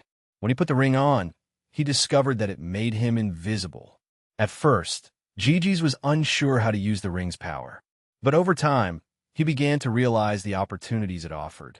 The king's wife caught his attention, and thanks to the ring, he could approach her unseen. This led him to have an affair with her, and soon Gyges began plotting more dangerous actions. Using the ring, he killed the king and then seized the throne. Gyges' rise to power was rapid, but had moral consequences. The story of Gyges invites us to reflect on what happens when someone has absolute power and there is no one to hold them accountable. Would he make the right decisions or give in to his darkest impulses?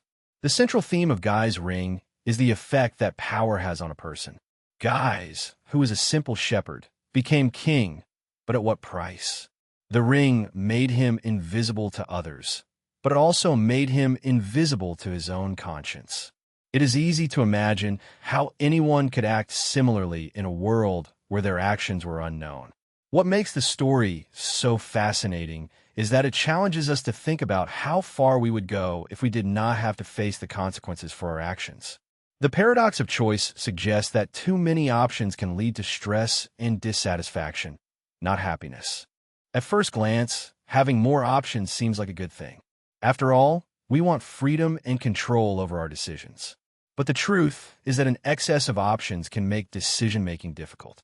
Imagine you are at a restaurant with a huge menu. You can choose from 30 different dishes. But as you try to decide, you start to get overwhelmed. You wonder if you are missing something better.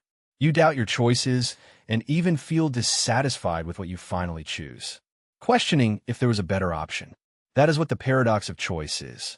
The more options we have, the more uncertainty we feel. We worry about making the wrong decision or that there's a better option we have overlooked. The pressure to make the perfect decision can cause anxiety.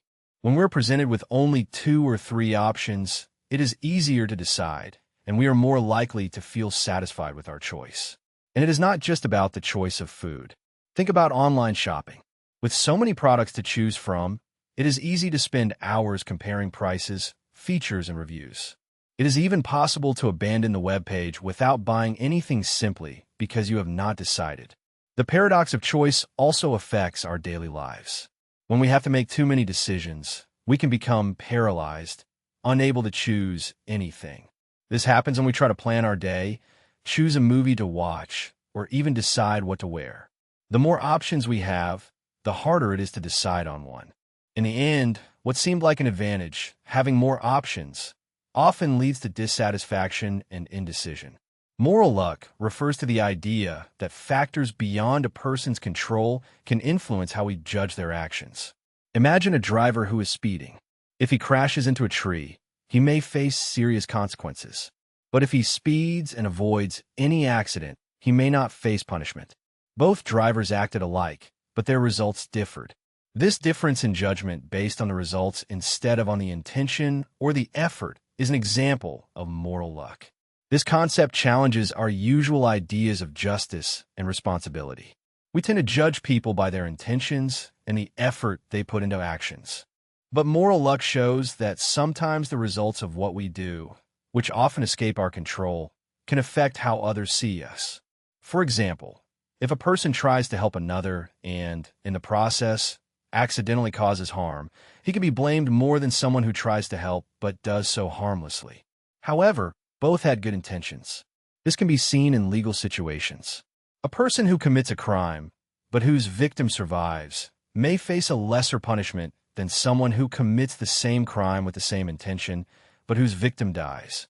Although both individuals did the same, their results differ by chance, not actions. In life, we see moral luck often. If someone works hard and gets promoted, they are often praised for their effort. But if another person works just as hard and remains ignored, the result seems unfair. The second person may not have been at fault, but their bad luck at the time or circumstances can have a big impact on their future. The paradox of tragedy is simple, but it can be a disconcerting idea. It lies in how people enjoy something that causes pain or sadness. In the case of tragic stories, whether in books, movies, or plays, we are often deeply moved by heartbreaking or loss-filled events. We know it is not real, yet the emotions feel authentic. Let's imagine we see a movie where a character loses a loved one. We feel sadness, empathy, even though the story is not real. It is a strange mix. We choose to expose ourselves to sadness for the simple pleasure of enjoyment. This may seem strange because in real life we avoid painful situations. We try to stay away from things that cause pain. However, in fiction, we seek these experiences on purpose. Think of someone reading a novel where the hero dies at the end. It is a sad ending, but something is fascinating about how the story unfolds. It can be a relief to see how the character copes with loss or how their journey touches deep parts of our own lives. It is not the pain that attracts us, but its presentation. In fiction, tragedy feels controlled. We experience the emotions, but they're contained within the story, allowing us to process them without consequences in the real world. Therein lies the paradox. Why do we voluntarily engage in something that hurts, even though we know is not real? The answer could be that we are attracted to stories reflecting life's complexities.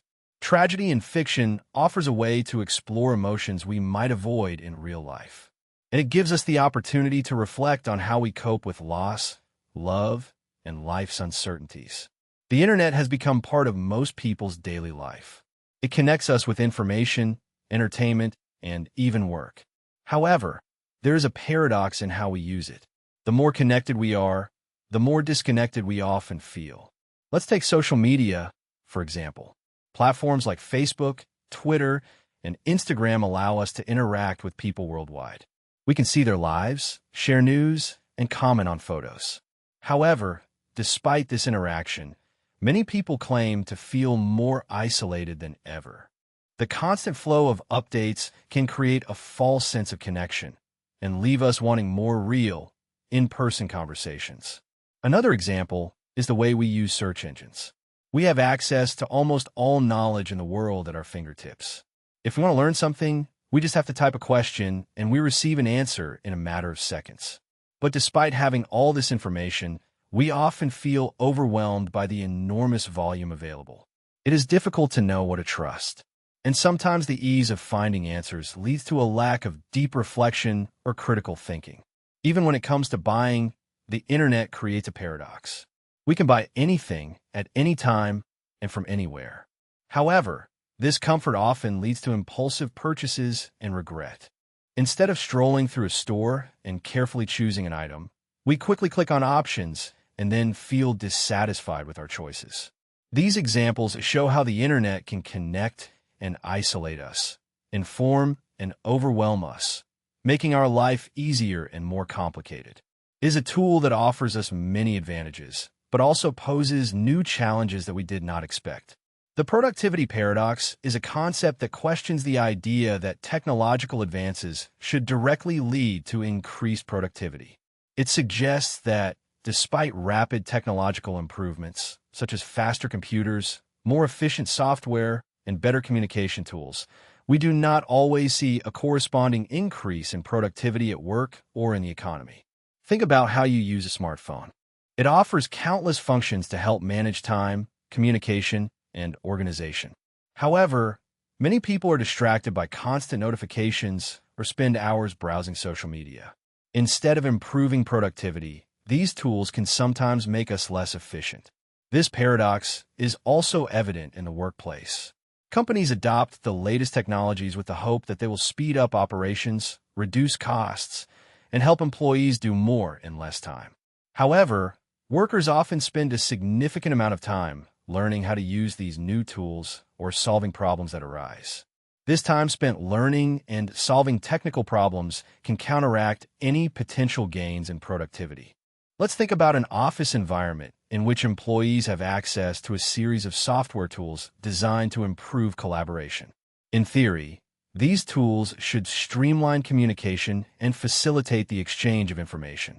However, in practice, employees may waste time jumping from one platform to another trying to figure out which tool to use for each task. This generates confusion and useless effort. In some sectors, the introduction of technology has also led to increased complexity. New systems often require workers to manage more tasks, track more data, and follow more procedures. Instead of simplifying things, technology sometimes only adds more layers to the process. The productivity paradox demonstrates that technology is not always a quick solution for efficiency. It highlights that increasing productivity is not just about using better tools, but also about managing how and when to use them effectively. The experience machine is a concept that poses a simple but powerful question. If you could live a perfect life without worries or difficulties, would you choose it? The idea comes from the philosopher Robert Nozick, who suggested that people might be willing to connect to a machine that would provide them with any experience they desired. The machine would simulate happiness, success, and fulfillment. But none of that would be real. It would only feel real. Imagine waking up in the morning and discovering that you are living the life of your dreams. You have the perfect job, a family that loves you, and you are surrounded by luxuries. Each day is better than the last, and you never face challenges. In this world, everything you want is provided to you effortlessly. Sounds ideal, right? But here's the catch. None of that would be real. The machine would only make you believe that it is. In reality, you would not be achieving anything. The job you love, the relationships, even the happiness, would only exist in your mind, programmed by the machine. This mental experiment raises important questions about what really matters in life. Is the experience of joy and satisfaction enough? Or is it important that these things are rooted in reality? Would you still find meaning in an artificial life, even if it seemed real? The experience machine invites us to reflect on the difference between living a life that is genuinely our own, with all its difficulties and imperfections, and a perfect but totally fabricated life. It is often argued that living in the real world, with its ups and downs, gives more meaning to life. In contrast, the experience machine shows us how easy it is to be tempted by the idea of a painless existence. It challenges us to examine what makes life truly valuable, the experiences themselves or the truth behind them. The color paradox is a fascinating concept that has intrigued scientists and artists for years. On one hand, color is a simple, everyday experience that we all take for granted. On the other hand, it is a complex phenomenon that challenges our perception of the world. Color, in its most basic sense, results from the interaction of light with objects. When light falls on an object, it absorbs some and reflects other wavelengths. The wavelengths reflected are what we see as color. Thus, if we look at a red apple, for example, the apple absorbs all colors except red, which is what is reflected in our eyes. That is why the apple appears red. However, the paradox arises when we realize that color does not exist outside our perception. Strictly speaking, color is not an inherent property in objects. It is a creation of the brain. When light falls on an object and bounces, our eyes receive the wavelengths, and our brain then processes this information, converting it into color. If our brains were connected in another way, we could see a red apple as blue or yellow, even though the apple reflects the same wavelengths of light. Let's consider the example of a colorblind person. A person with red-green colorblindness might not perceive a red apple as red. They might see it as dull gray or a completely different color. Their eyes and brain interpret the same wavelengths of light in a different way than someone with normal color vision does. This shows that color is not a universal truth, but a personal experience shaped by perception and biology. This paradox can also be seen in everyday objects. A sheet of white paper, for example, looks white in natural light, but may appear different under artificial light. The change in lighting affects the wavelengths reflected, and, therefore, our color perception changes. Thus, although color may seem like a simple characteristic, it is actually a complex, subjective experience. The Fermi paradox refers to a puzzling question. If there are so many stars and planets, why have we not found any indication of intelligent life? The universe is vast, with billions of galaxies, each containing billions of stars and potentially more planets. Some of these planets could be in what we call the habitable zone, the range of distance from a star in which conditions could sustain life as we know it. Taking into account these figures, scientists believe that it is likely that there is life in other parts of the universe. However, despite decades of searching, we have not detected clear evidence of any extraterrestrial life. The Drake equation is an example of this paradox. This equation attempts to estimate how many civilizations could exist in our galaxy, considering factors such as the number of stars, the number of planets that could harbor life, and the time civilizations could survive. Even if only a small fraction of planets had life, the equation suggests that there should be many alien civilizations. So the question remains, why do we not see any? There are many theories that explain this. Some suggest that intelligent life is extremely rare. It is possible that, although simple life is common, the conditions necessary for intelligent life are harder to meet. Others think that intelligent civilizations could be ephemeral. Technology could lead to self-destruction. Or perhaps civilizations advance so much that they lose interest in contacting others. Another possibility is that alien civilizations are deliberately avoiding us, either because they're aware of our existence and do not want to come into contact with us, or because they're simply too far away for us to reach or perceive them. The Fermi paradox challenges our understanding of the universe and life. It reminds us that there is still much we do not know about the conditions that give rise to intelligence and life. Despite all our efforts, the answer to the paradox remains elusive. The arrow impossibility theorem is a result from social choice theory that deals with how groups make decisions. It shows that it is impossible to design a voting system that satisfies a set of reasonable and fair conditions. Economist Kenneth Arrow presented this result in 1951. To understand it, let's imagine a group trying to choose between three options, say A, B, and C. Each person has a ranking of these options, from most to least preferred. Arrow wanted to find out if there could be a voting system that would give a fair result, respecting the preferences of all participants. Arrow proposed 5 conditions that seemed like common sense rules for a fair voting system. These were: unrestricted domain. The system should work for any set of preferences, not dictatorial. No person should have absolute control of the result. Pareto efficiency. If everyone prefers one option to another, the system should reflect it.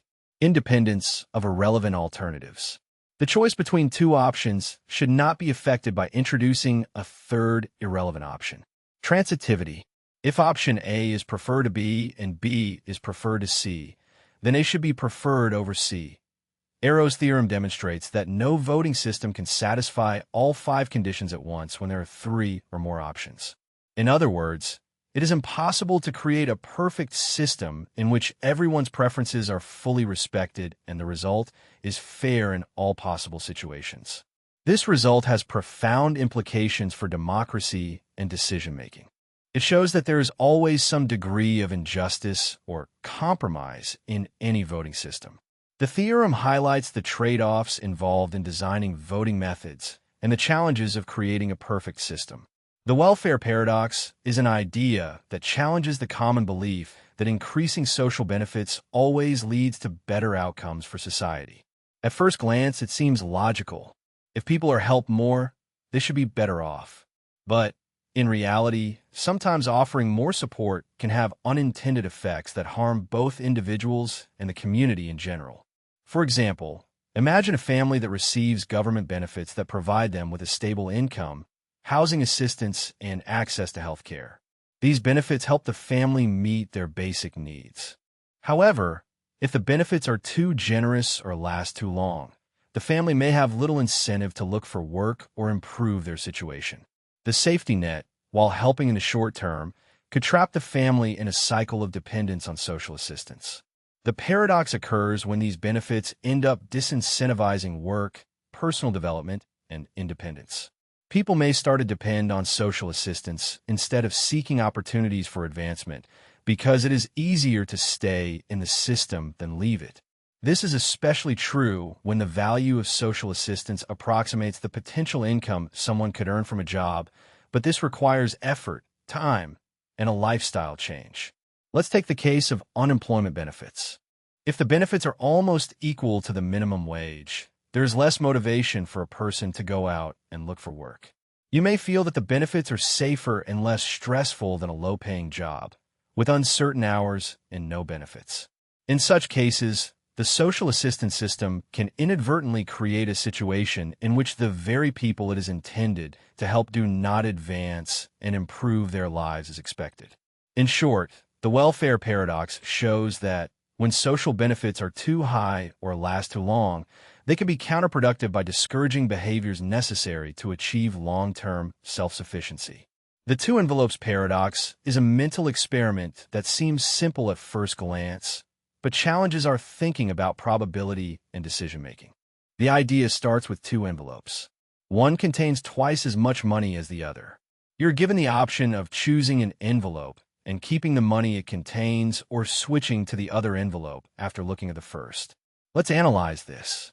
Suppose you choose envelope A and find $100 inside. According to the rules, there are 2 possibilities for the second envelope. It could contain $50, half of 100, or $200, twice of 100. From here, you could reason that there is more chance of increasing your money by switching, since you could double or halve it. But here is the paradox. What if you had chosen envelope B first? The same reasoning applies, and you would want to switch again. Regardless of which envelope you choose, logic seems to suggest that you should always switch, leading to an infinite loop of changes without ever deciding on one. To understand it better, imagine that you choose envelope A and find $200. Now, you could reason that the problem lies in the way we calculate the expected gain when switching.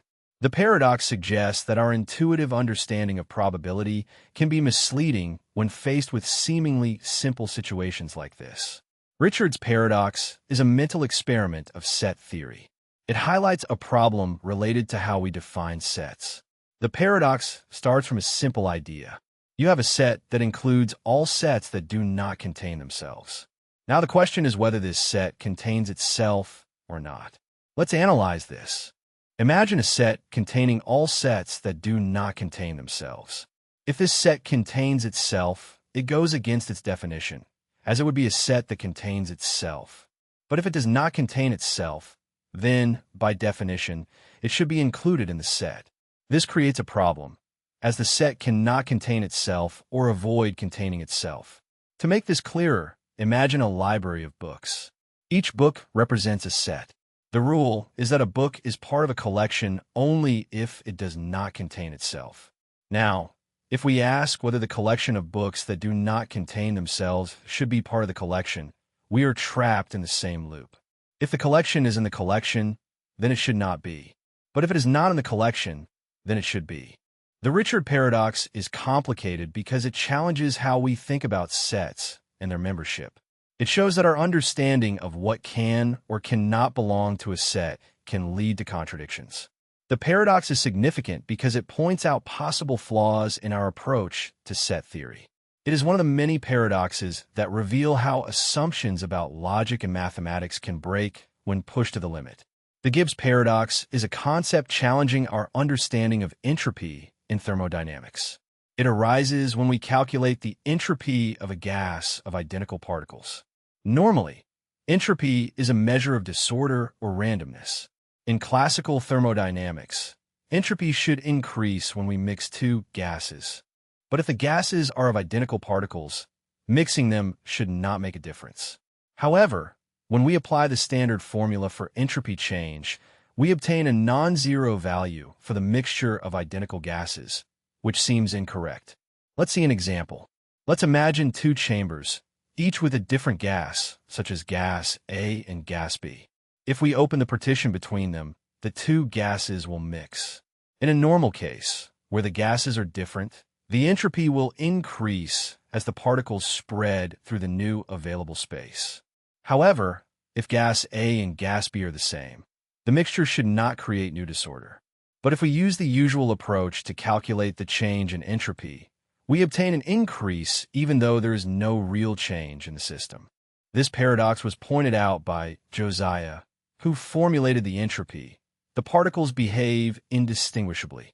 In quantum mechanics, particles of the same type are indistinguishable, which eliminates the apparent increase in entropy when mixing identical gases. The solution to the Gibbs paradox lies in statistical mechanics, which refines how we calculate entropy. By recognizing that identical particles are indistinguishable, the calculations correctly predict that there is no increase in entropy when mixing identical gases. This change of perspective helps reconcile the paradox and align it with the principles of quantum physics. The paradox of hedonism is a simple idea. It says that the more we pursue pleasure directly, the harder it is to find. It sounds contradictory, but it occurs in real life. For example, if you're constantly focused on having a good time, you may end up less happy. You may feel stressed about finding the next pleasure or worry that the current one is not up to your expectations. Imagine someone who is always trying to have fun. He goes from one event to another, never resting, always in search of the next emotion. But over time, he begins to feel exhausted. The events no longer seem so exciting to him. They become less pleasant because the focus has shifted from simply enjoying the moment to expecting pleasure. The search itself begins to detract from enjoyment. Contrast that with someone who enjoys life without constantly trying to pursue pleasure.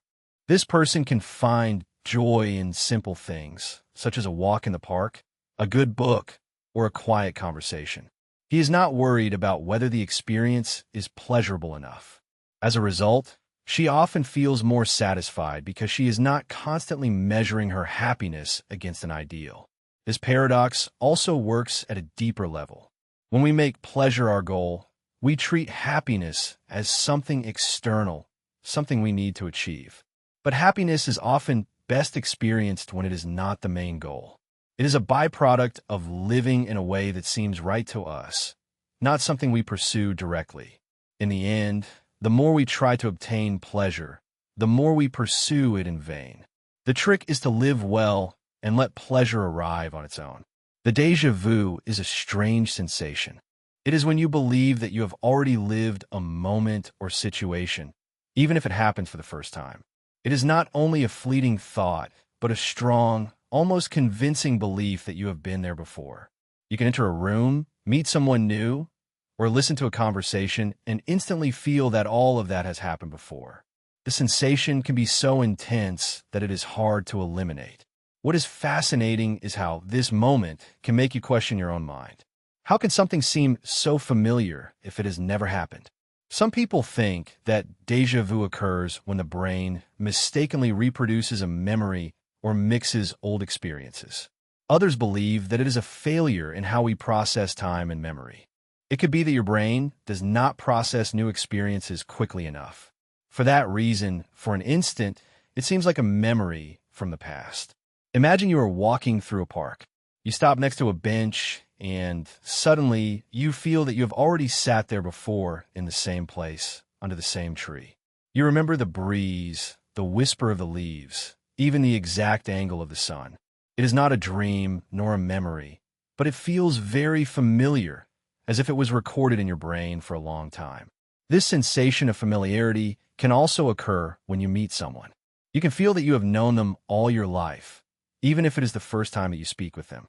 It is as if you had lived exactly the same conversation in a previous life. The paradox is evident. How can something new seem so old? It is an experience that submerges us in a strange mental space and leaves us with more questions than answers. And it happens to the majority of people at least once in their life. The tragedy of the commons is a situation in which individuals, acting in their own interest, end up exhausting a shared resource, harming everyone in the long term. The term comes from a story about a pasture shared by some shepherds. Each shepherd benefits by adding more animals to graze. But if all the shepherds do the same, the land is overexploited, and in the end, nobody can use it. The pasture suffers because each person makes the rational decision to maximize their own benefit without taking into account the collective impact. This idea can be observed in many real-world scenarios. Let's take the case of overfishing. Fishermen may want to capture as many fish as possible to increase their profits. However, if all the fishermen do the same, the population of fish diminishes, and with time, the fishery collapses. If there were fewer fish, everyone would suffer, including the fishermen themselves. However, each fisherman acts based on the fear that if they do not overfish, another will. The tragedy of the commons can also be observed in environmental pollution. Factories can pollute the rivers, the air, or the land because it costs them less than cleaning or reducing waste. Although this benefits them in the short term, it harms the community and the environment over time. Pollution reduces the quality of life of everyone, including the polluters themselves, since they live in the same environment. In both cases, the problem arises because there is no clear ownership of resources. If the individuals had ownership or the resources were managed carefully, they would have an incentive to preserve them. However, in the absence of regulation or collective management, the resources are overexploited and, in time, are destroyed.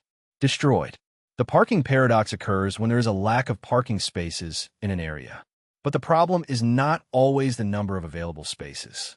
It is often due to the way people park or the use that is made of the spaces. Let us imagine a very busy central street with many parking spaces. At first sight, it might seem that there is enough space for everyone, but if more attention is paid, it is observed that many spaces are underutilized or not used efficiently. One of the reasons is the way in which the cars are parked. Sometimes, the drivers do not park inside the lines, wasting a valuable space. In other cases, people park in spaces where more than one vehicle could fit, such as spaces for compact cars used by large vehicles. These inefficient parking habits can worsen this situation.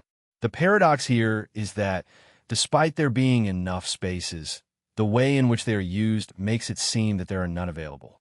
Another example of this paradox is when parking lots have poor design. Think of a parking lot where the spaces are narrow, which makes it difficult to park without occupying extra space. This creates a situation where the parking lot can hold fewer cars than it should, even if technically full. Even with the right number of spaces, the parking lot's design can make it hard to use. The paradox also comes into play when people park in ways that block or limit access to spaces. A car can be parked right next to a space, making it too narrow for another vehicle. Or a driver can park in a space for a specific vehicle, preventing others from using it. In the end, the parking paradox demonstrates that having enough spaces on paper does not always mean that there is enough practical parking. It is about how efficiently spaces are used and how well designed they are. The caffeine paradox is a curious phenomenon that many experience. Caffeine, a common stimulant in coffee and tea, is known to keep us alert and awake. But in some cases, it can have the opposite effect. Instead of feeling more awake, people may feel tired, nervous, or anxious after a cup of coffee. This seems strange, given that caffeine is meant to provide energy and concentration. One reason is that caffeine affects each person in different ways. When caffeine is consumed, it blocks a neurotransmitter called adenosine. This is the chemical that causes drowsiness. By blocking adenosine, caffeine helps one stay awake.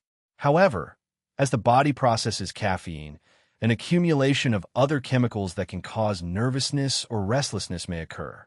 Another reason for the paradox is tolerance. If you consume caffeine on a regular basis, your body may get used to it. Over time, the same amount of caffeine that kept you alert may no longer have that effect. In fact, you may need more caffeine to reach the same wakefulness. This can lead to a cycle in which you drink more coffee or energy drinks to stay awake, but your body becomes more resistant to their effects. Some people may even feel more tired or have trouble sleeping due to tolerance. Then there is the timing of when caffeine is consumed. Drinking caffeine too late can interfere with the sleep cycle, making you feel more tired the next day. This can create a cycle in which you depend on caffeine to stay awake, only to feel more tired as its effects wear off, leading you to drink more to compensate. In the mental experiment, Mary's room, a woman named Mary lives in a room where she has never seen color. The room is black and white, and Mary only knows color through descriptions and books. She is a scientist, an expert in color, and understands all there is to know about wavelengths, light, and how colors function. However, she has never experienced color herself. One day, Mary is allowed to leave her room to enter the outside world. She sees a red apple for her first time. The question posed by the mental experiment is simple. Does Mary learn something new when she sees red? Before leaving her room, Mary knew all of the scientific data about color. She knew how it worked and could describe it in detail. However, when she goes outside, she experiences color firsthand. The key is that the experience of seeing the color red is something new for her, something that she could not understand just by reading it. This scenario questions the idea that all knowledge can be fully captured through objective data and facts. It suggests that there are different kinds of knowledge. Although Mary understood the science of color, she lacked the direct, personal experience of seeing color, which seems to offer a different kind of understanding. For example, let's think about someone who reads about the taste of food but has never tasted it. You may understand the chemical processes and ingredients, but the actual experience of tasting the food goes beyond the facts. Mary's room shows us that knowledge is not limited only to facts. It is also about experiencing the world in ways not always captured by words or scientific explanations. The Pinocchio paradox is a self-referential puzzle that arises from a simple statement. My nose will grow. The paradox arises from the conflict between two possibilities. If Pinocchio says this and his nose grows, then his statement must be true, meaning his nose should not grow. But if it does not grow, then his statement must be false, meaning his nose should grow. To understand why this is confusing, imagine Pinocchio saying, "My nose will grow." If his nose does not grow, that means he lied. Therefore, his nose should grow because that is what happens when he lies. But if it grows, then his statement becomes true, meaning his nose should not grow. This cycle of contradiction creates a paradox. To understand it better, consider a simpler example. Suppose someone says, "I am lying." If he is telling the truth, then he is lying, making the statement false. But if the statement is false, then he is not lying, making it true. This back and forth is at the core of the paradox. The Pinocchio paradox challenges our understanding of truth, lies, and self-reference. It shows how certain statements can lead to logical confusion. This occurs when something refers to itself in a way that creates a contradiction. In this case, Pinocchio's statement is true and false at once, making the paradox interesting. Imagine you're playing a game, and someone says that the next statement I'm going to say will be false. Then he says, I am lying. What do? The truth of the first statement creates a loop that cannot easily be resolved. This is the same situation as the Pinocchio paradox, where logic does not give a clear answer. It forces us to rethink how we approach self-referential statements. The quantum Zeno effect occurs when a system state is kept constant by frequent observations or measurements. In quantum mechanics, particles such as electrons or atoms are known to exist at once in a superposition of multiple states. However, when we observe these particles, their superposition collapses into one specific state.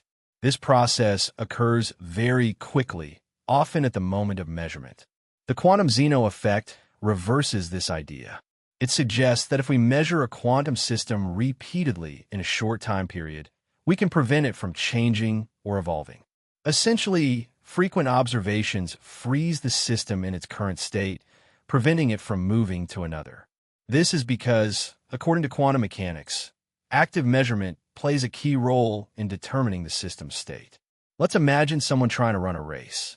If we observe him every second, he will never reach the goal. Constant attention prevents him from moving forward. Similarly, in the quantum world, constant measurements prevent a quantum system from changing state. A simple example is an atom with a 50% chance of disintegrating over time. If the atom is measured repeatedly at short intervals, the act of measuring prevents it disintegrating. It is as if the atom's state were frozen during each observation. The more frequent the measurements, the less likely the atom will disintegrate. This phenomenon is not only theoretical. It has been demonstrated in laboratory experiments with atoms and particles. It shows us how delicate quantum systems can be and how measurement can influence their behavior in ways different from those experienced in the everyday world. The stirred coffee paradox is a curious concept in mathematics and physics, especially when discussing systems that reach equilibrium. Imagine that you are stirring a cup of coffee. At first, the coffee is still, and as you stir, you begin to see how the liquid moves, rotates, and mixes. But after a while, it seems that stirring ceases to matter. Everything returns to stillness. That moment when they stop spinning is similar to a fixed point in mathematics. In this situation, the coffee reaches a state in which, no matter how much you stir it, the liquid changes no longer. It gives the sensation that the system has stabilized and that any additional action taken does not change the result. It is as if the coffee had found a state in which it equals itself, just like a fixed point in a mathematical function. A common example is when a ball drops into a bowl. The ball moves, bounces off the edges, and finally stabilizes at its lowest point. This lowest point is a fixed point. No matter how much you try to move the ball, it always returns to that same place. In the case of coffee, once you stop stirring, the system reaches equilibrium. The coffee particles mix uniformly, and you cannot change the overall result by stirring more. It's as if the movement of the particles have been fixed. This paradox highlights the nature of systems. Once disturbed, they tend to stabilize in a state where no further movement or changes are needed. As in many systems, from physics to biology, small actions can trigger large movements. But in the end, they stabilize and reach a fixed point where they remain until something disturbs that equilibrium. The paradox of visual perception occurs when what we see does not correspond with reality. Sometimes, our brain deceives us and makes us see things that are not really there or are different from how they are. This paradox shows how complicated our eyes and brain are when processing the world around us. A common example is an optical illusion. You can look at two lines that appear to be different lengths, but are actually the same. The brain uses signals from the environment, such as arrows pointing in different directions, to misinterpret those lines. Even though you know the lines are the same, your brain still sees them differently. This is because our perception does not always rely on facts, but on the context and how our brain interprets visual information. Another example is when you look at an image that changes as you watch it. A drawing of dots or shapes may appear to move or change, even though it is still. Your brain strives to make sense of these images. It expects them to be static, but it also captures patterns and tries to interpret movement, which causes conflict. These paradoxes occur because our brain is constantly making predictions. The brain uses past experiences and patterns to guess what will happen next. When something does not fit those expectations, the brain can create a false image to make sense of things. This is useful in many situations, such as when we quickly recognize faces or objects. But it also means that our perception can be deceived and that we do not always see things as they truly are. Our brain's ability to process visual information is fast, but it is imperfect. It fills in the gaps when it is not sure and can deceive us, making us believe that we see things differently from how they are. These visual paradoxes show that perception involves more than just seeing. It is a complex process in which the brain makes informed guesses about the world. The teleportation paradox raises a complex question about the idea of instantaneous travel from one place to another. Imagine you are standing in a room, and a machine scans every atom of your body. Then, it sends that information to another place where a similar machine reconstructs you atom by atom. At first glance, it seems like a simple way to travel. However, the problem arises when you think about what actually happens to you during this process. The first question is whether you are still the same person after teleportation. The machine does not move you. Instead, it creates a perfect copy of you in a new location. The original version of you is destroyed during the process.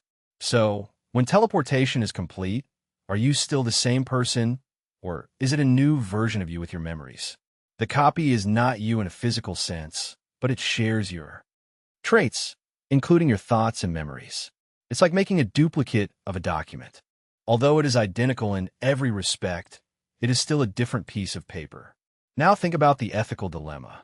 If you enter the machine and it kills you to create a new version of you, is that acceptable? Are you willing to give up your original self just to be recreated elsewhere? Some argue that it is like dying and then being reborn. The copy could experience the world as you would, but it is not the same person as before. Another aspect of the paradox lies in the chance of errors occurring. If the machine misreads some of your data or made an error in reconstruction, teleportation could fail. You might not be reconstructed correctly or at all. The risk involved in this process makes it a dangerous concept to explore, even though it is theoretically possible. The observer paradox stems from the idea that observing something can change what is observed. This highlights a challenge when studying human behavior, language, or physical phenomena. By observing them, we can influence them, making it difficult to understand their true nature. Imagine you're studying how children interact in a playground. You install a hidden camera to observe their behavior. However, if the children know they are watched, they may act differently. They may change their behavior because they're aware of the observer. This change makes it difficult to know what their natural behavior would have been without observation. The mere act of observing can change the outcome. This paradox is especially important in fields such as linguistics, where researchers study how people use a language. If a researcher asks people about their language use or records their speech, participants may modify their behavior consciously or unconsciously. They may be more careful about what they say, which would affect the data the researcher collects. This problem makes it difficult to study certain behaviors, since studying them disrupts the natural process. The observer paradox does not apply only to human behavior. It also manifests in science, especially quantum physics. For example, in quantum mechanics, measuring or observing a particle can change its state. This poses difficulties in understanding the true properties of the particle, since measurement itself influences the result. The paradox forces us to reconsider the limits of observation and measurement. It shows that, in some cases, the act of observing can never give us a totally accurate picture of what we try to study. It suggests that observation and reality are closely related, but not always direct. The Truman Syndrome is a disorder where a person believes their life is a reality show or that they are constantly observed. Its name comes from a movie, The Truman Show, in which the protagonist discovers that his entire life has been scripted and filmed for an audience. People with this delusion may feel that everyone around them are actors or that their movements are watched. They may become paranoid, thinking that the world is false or controlled. Imagine walking into a room and suddenly feeling like everyone is watching your every move, even though there's no clear reason. The idea that there are hidden cameras in your house or on the streets may seem real to someone with this delusion.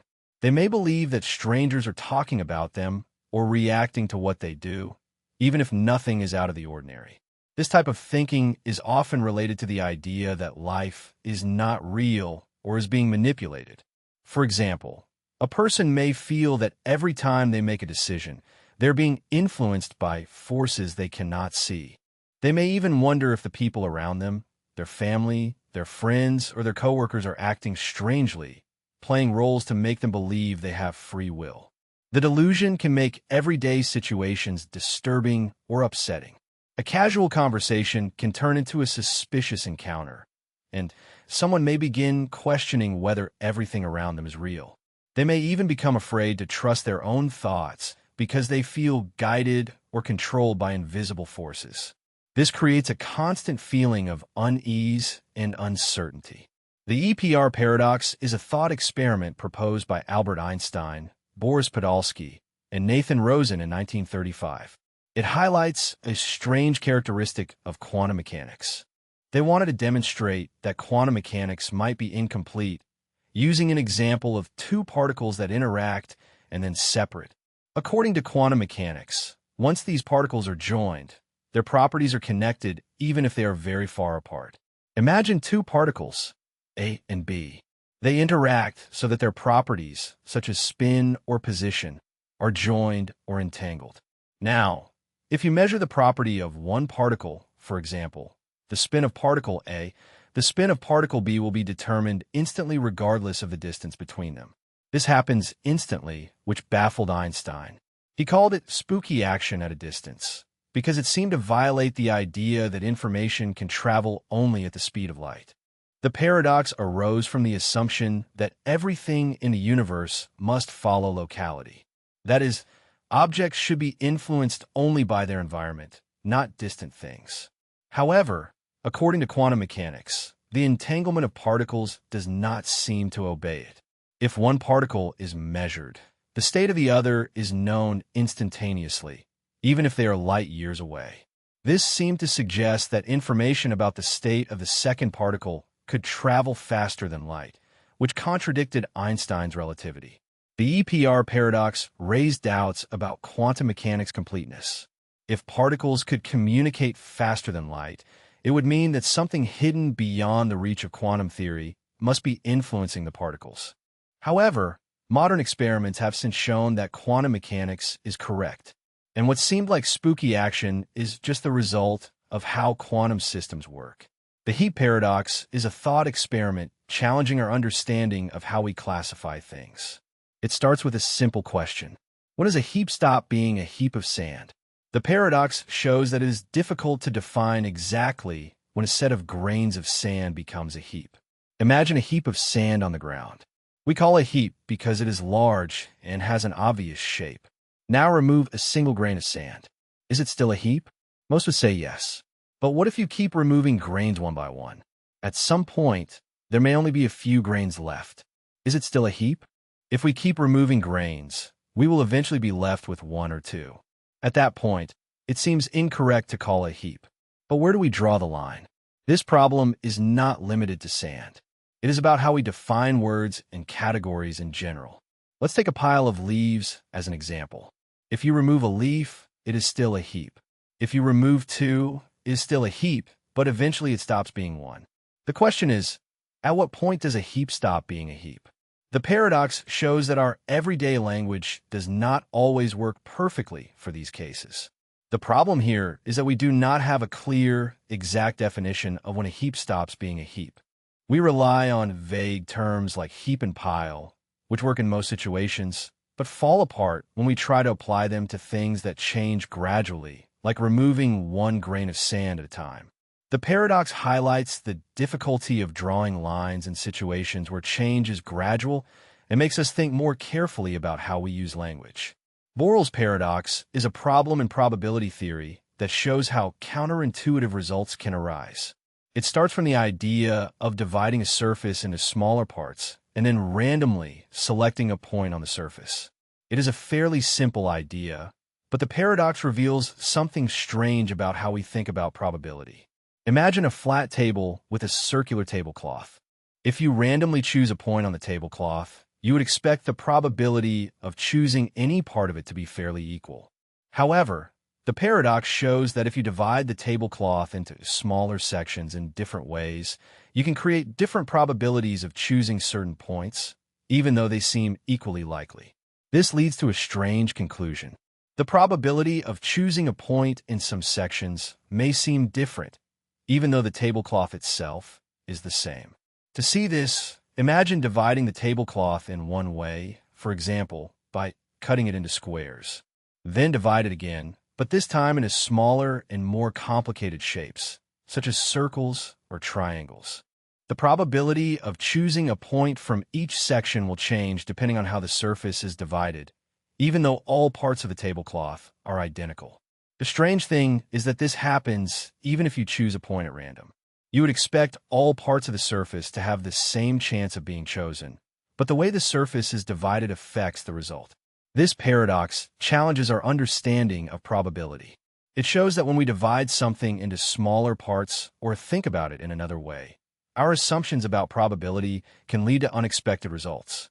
Borel's paradox reminds us that even simple ideas like choosing a point at random can become complicated when viewed from another angle. The hydrostatic paradox is a concept in fluid mechanics that challenges our usual understanding of how pressure works in fluids. The paradox shows that the pressure at a point in a fluid does not depend on the shape or size of the container holding it. Instead, it only depends on the depth of the fluid and the liquid's density.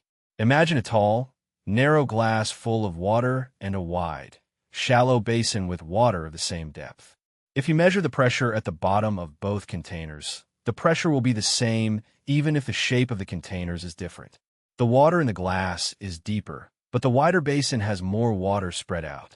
The paradox comes from the fact that at the bottom of each container, the pressure does not change due to its size or shape. It is only determined by the water's depth and its density. For example, if you have a container with water, we might expect the pressure to change depending on the shape of the container, but that is not the case. The weight of the water above a certain point creates the pressure, and it is the same in any container with the same water depth. This paradox highlights an important principle of fluid mechanics and helps to explain why the pressure in a lake or ocean increases with depth, regardless of the size of the lakes. The depth of the water and its density, not the shape of the container, determine the pressure felt when diving underwater. The prisoner's dilemma is a situation where two people must make decisions that affect them both. The trap is that each person is unaware of the other's choice. It is a test of trust, cooperation, and self-interest. Imagine that two people are arrested for a crime. The police separate them and offer each a deal. If both remain silent, they will receive a light sentence. If one betrays the other and the other remains silent, the traitor goes free and the silent one receives a severe sentence. If both betray each other, both receive an average sentence. Each person has to decide whether to betray the other or remain silent, but does not know what the other will do. Here is the dilemma. If both prisoners act in their own interest, they will both betray each other. It seems like the smartest option, since they run the risk of receiving a severe penalty if they remain silent while the other betrays them. But if both betray each other, they end up with a worse result than if they had both remained silent. This problem shows how cooperation can be difficult, even when it leads to the best outcome for everyone. It is easy to see why each person might choose betrayal. They fear that the other will betray them, which would leave them with a harsh sentence if they remain silent. But if both act out of this fear, both end up worse off than if they had cooperated. The prisoner's dilemma is used to study behavior in economics, politics, and even biology. It helps explain why people sometimes make decisions that are not the most convenient for them when they only think of themselves and do not trust others. The Yablo paradox is a logical puzzle consisting of a sequence of statements that seem to create a contradiction. It is a variant of the better-known liar paradox, in which a statement says that the statement itself is false. The Yablo version is a bit more complex, but it still causes the same kind of confusion. Imagine a sequence of statements where each statement says that the next statement in the sequence is false. Thus, the first statement says that the second statement is false. The second says that the third is false, and so on. The last statement, of course, says that the first is false. At first, this may seem simple. If the first statement is true, then the second must be false. But if the second is false, then the third must be true. This pattern continues, creating a loop where the truthfulness of each statement depends on the next, but each statement also contradicts the previous one. What differentiates the Yablo paradox from the traditional liar paradox is that it does not involve a single statement about whether it is true or false. Instead, it is a chain of statements in which each refers to the next. This makes it more difficult to solve, since there is no clear starting point to decide whether the sequence is true or false. Each statement depends on the others and contradicts them. In essence, the Yablo paradox shows how a simple structure of statements can create a situation where it is not easy to distinguish between truth and falsehood.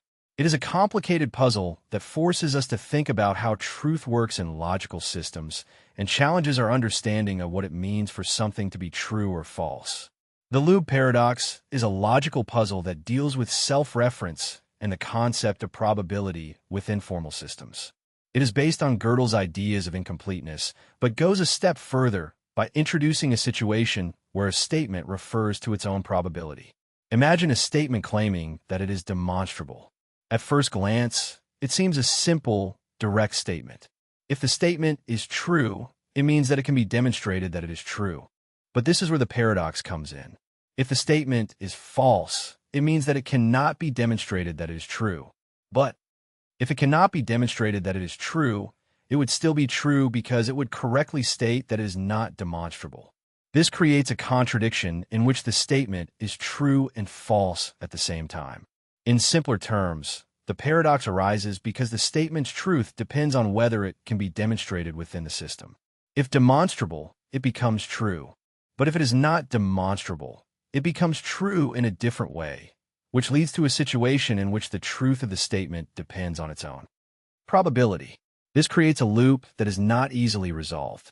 The paradox of Lowe shows how formal systems that claim to demonstrate all truths can find problems when it comes to self-references. It illustrates the limits of what can be demonstrated within a system and highlights how truth and probability are not always straightforward, even in carefully constructed logical systems. The paradox challenges our understanding of how we think about proof and truth in mathematics and logic. The skeptic's paradox is a philosophical problem that questions how we can be sure of something we know. It is based on the idea that it is possible that we are wrong about everything, even about things that we believe are certain. The paradox pushes us to think about the limits of certainty and knowledge.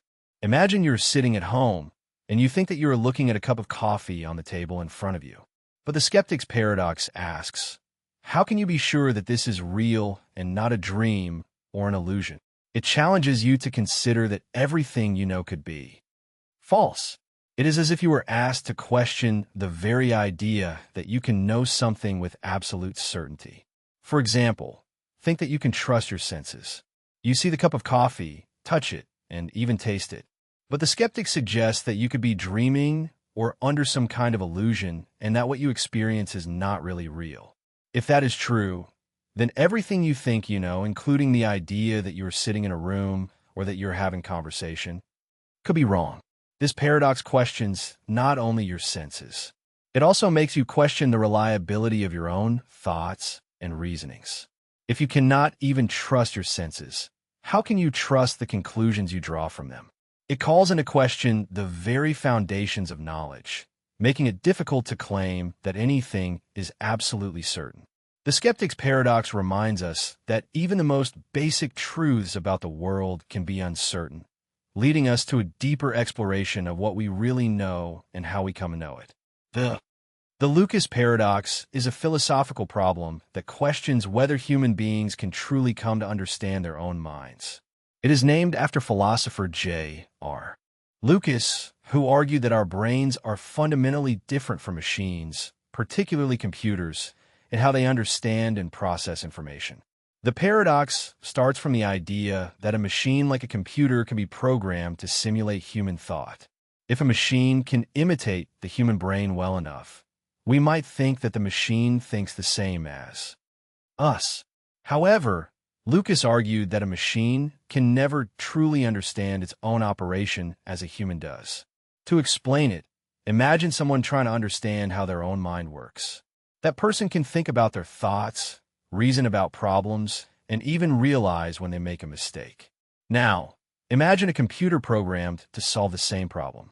The machine could perform the task perfectly, but it could not understand the process of its own thought as the person does. It is not aware of the reasoning behind its actions. Lucas suggested that even if we could build a computer that perfectly imitated human thought, we would still be able to think about our own thought, while the machine could not. This is the essence of this paradox. If we can understand our own minds and machines cannot, that implies that human minds are more complex than simple machines, however advanced they may be. The Lucas paradox challenges our understanding of machines and the limits of artificial intelligence. It raises profound questions about the nature of human consciousness and whether we will ever be able to fully replicate or understand it. The paradox of self-defeating beliefs occurs when a belief or statement contradicts itself. It is a situation in which someone has a belief that, if true, would make the belief itself impossible or meaningless.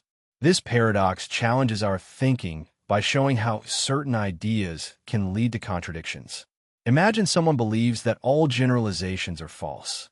At first glance, this may seem like a reasonable affirmation.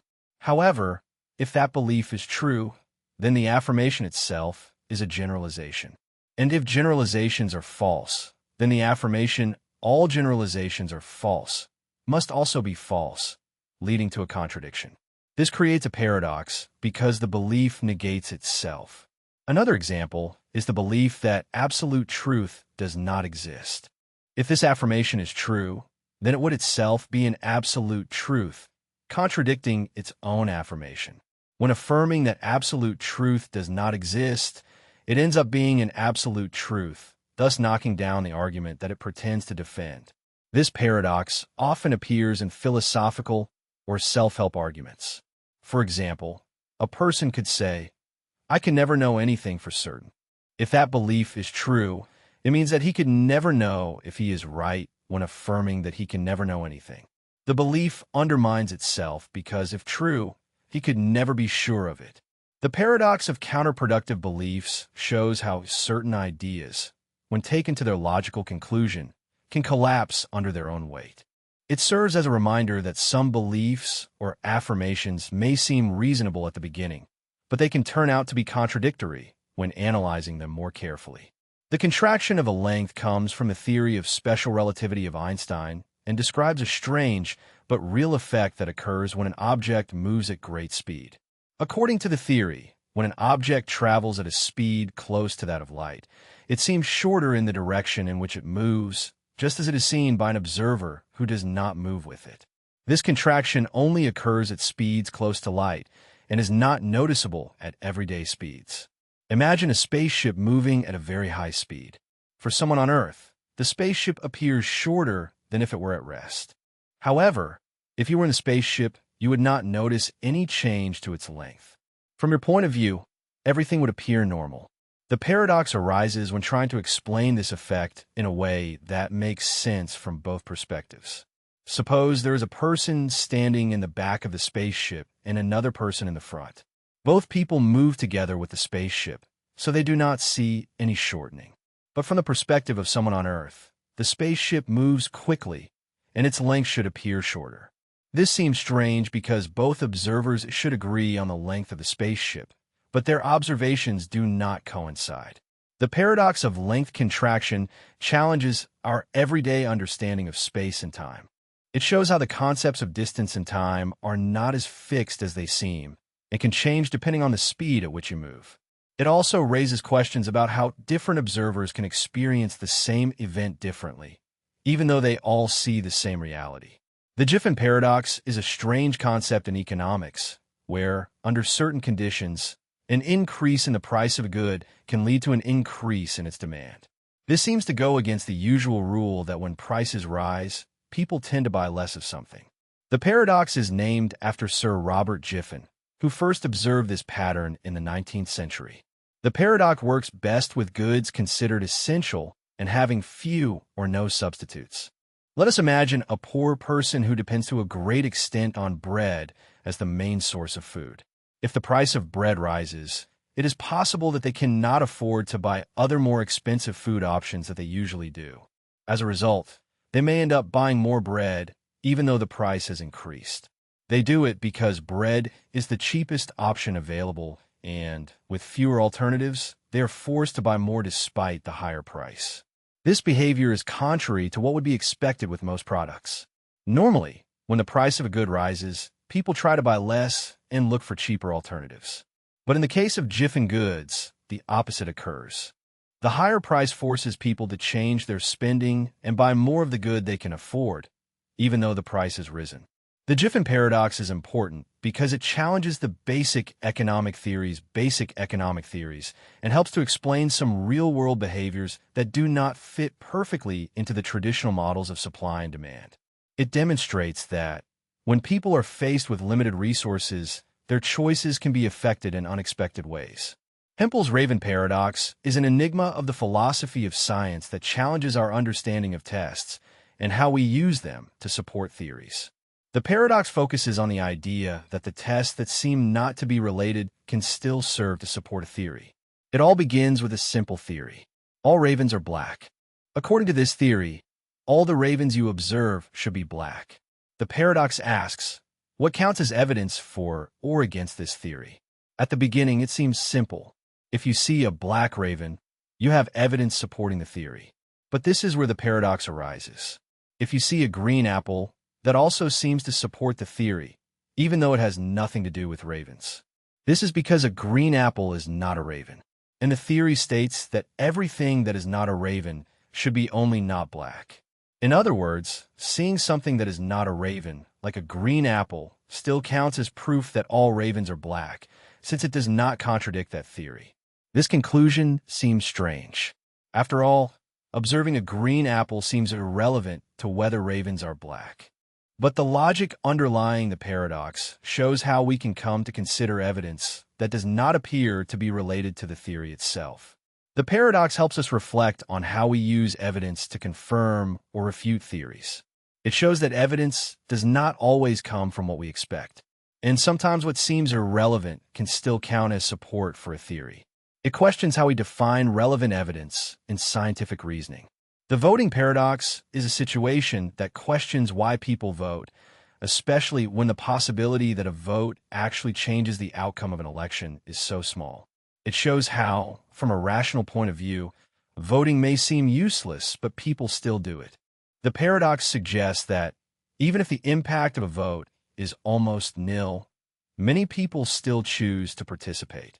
Imagine a large election with thousands or millions of voters. In such a case, the probability that one person's vote will decide the winner is incredibly small. For example, if you vote in a presidential election in which the final result is decided by millions of votes, it is unlikely that your individual vote will have any effect on who wins. From a logical point of view, it might seem that there is no reason to vote, since it will not change the result. However, millions of people vote every year despite the slim chances of influencing the outcome. So why do people vote? One explanation is that voting is not only about the result, but about other factors, such as civic duty or the satisfaction of participating in a process. People may feel that voting is a responsibility or that it helps them express preferences. There's also the feeling that even if one vote does not change the result, if there are enough people who think like that, the combined effect of all the votes does matter. This paradox also draws attention to the difference between individual behavior and collective action. Although voting may seem irrational individually, it makes sense when analyzed from the perspective of a group. When everyone votes, the collective impact becomes much more significant, even if each individual vote seems insignificant on its own.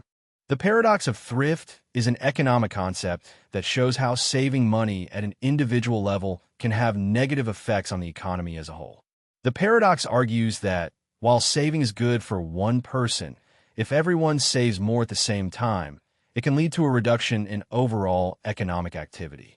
Let's imagine someone who decides to save more money by cutting expenses. You may decide to eat out less, delay buying new clothes, or avoid major purchases. At first glance, it seems a smart decision. Saving helps to build financial security. However, if many people in an economy do the same thing at the same time, the overall demand for goods and services decreases. This reduction in demand can cause companies to earn less, which may force them to cut production or even lay off workers. When workers lose their jobs, they have less income to spend, which further reduces demand for goods and services. This cycle can slow the economy. The paradox arises because, although each individual's decision to save is logical and beneficial to them, if everyone acts in the same way, the collective result is a decrease in economic activity. The economy depends on people spending money to boost businesses, which creates jobs and wealth.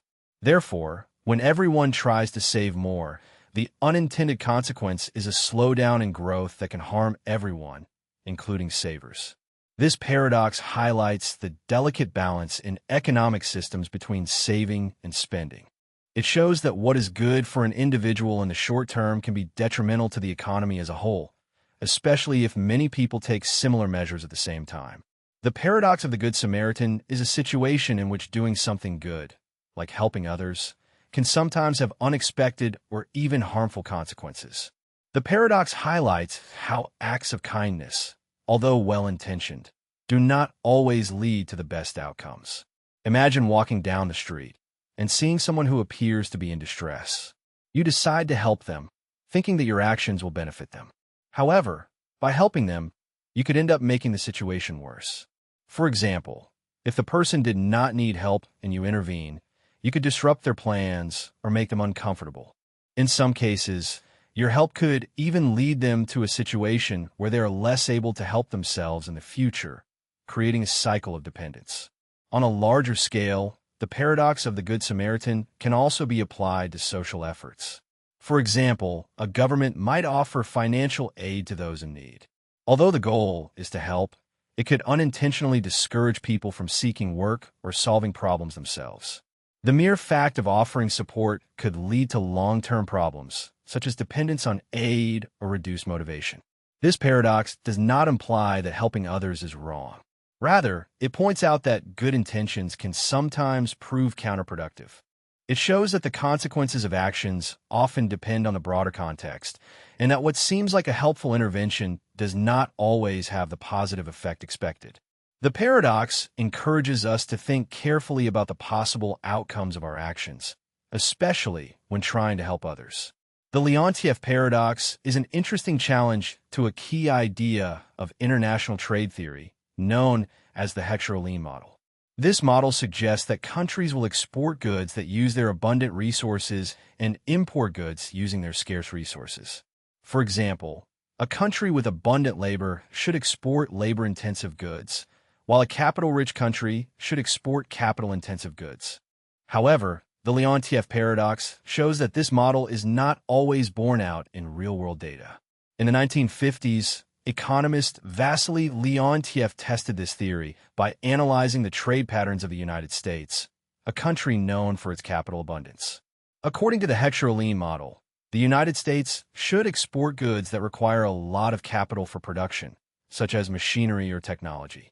Instead, Leontief discovered that the United States exported more labor-intensive goods, such as clothing and textiles, and imported capital-intensive goods, such as machinery and electronics. This result was unexpected, since the United States had more capital than labor at the time. The paradox raises questions about the accuracy and usefulness of traditional trade theories. While the Hector-Lean model predicted a different trade pattern, Leontief's findings suggested that other factors, such as technology, government policies, or even consumer preferences, could play a more important role than resource abundance. This shows that trade in the real world is more complex than some models suggest. The Leontief paradox challenges our understanding of how trade works and reminds us that economic theories sometimes fail to capture the whole picture. It highlights the need to take into account a wider range of factors when analyzing global trade. The trolley problem is a thought experiment in ethics that explores difficult decisions involving moral choices.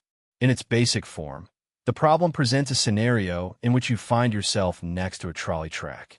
A streetcar is speeding along the track, and ahead there are 5 people tied up and unable to move.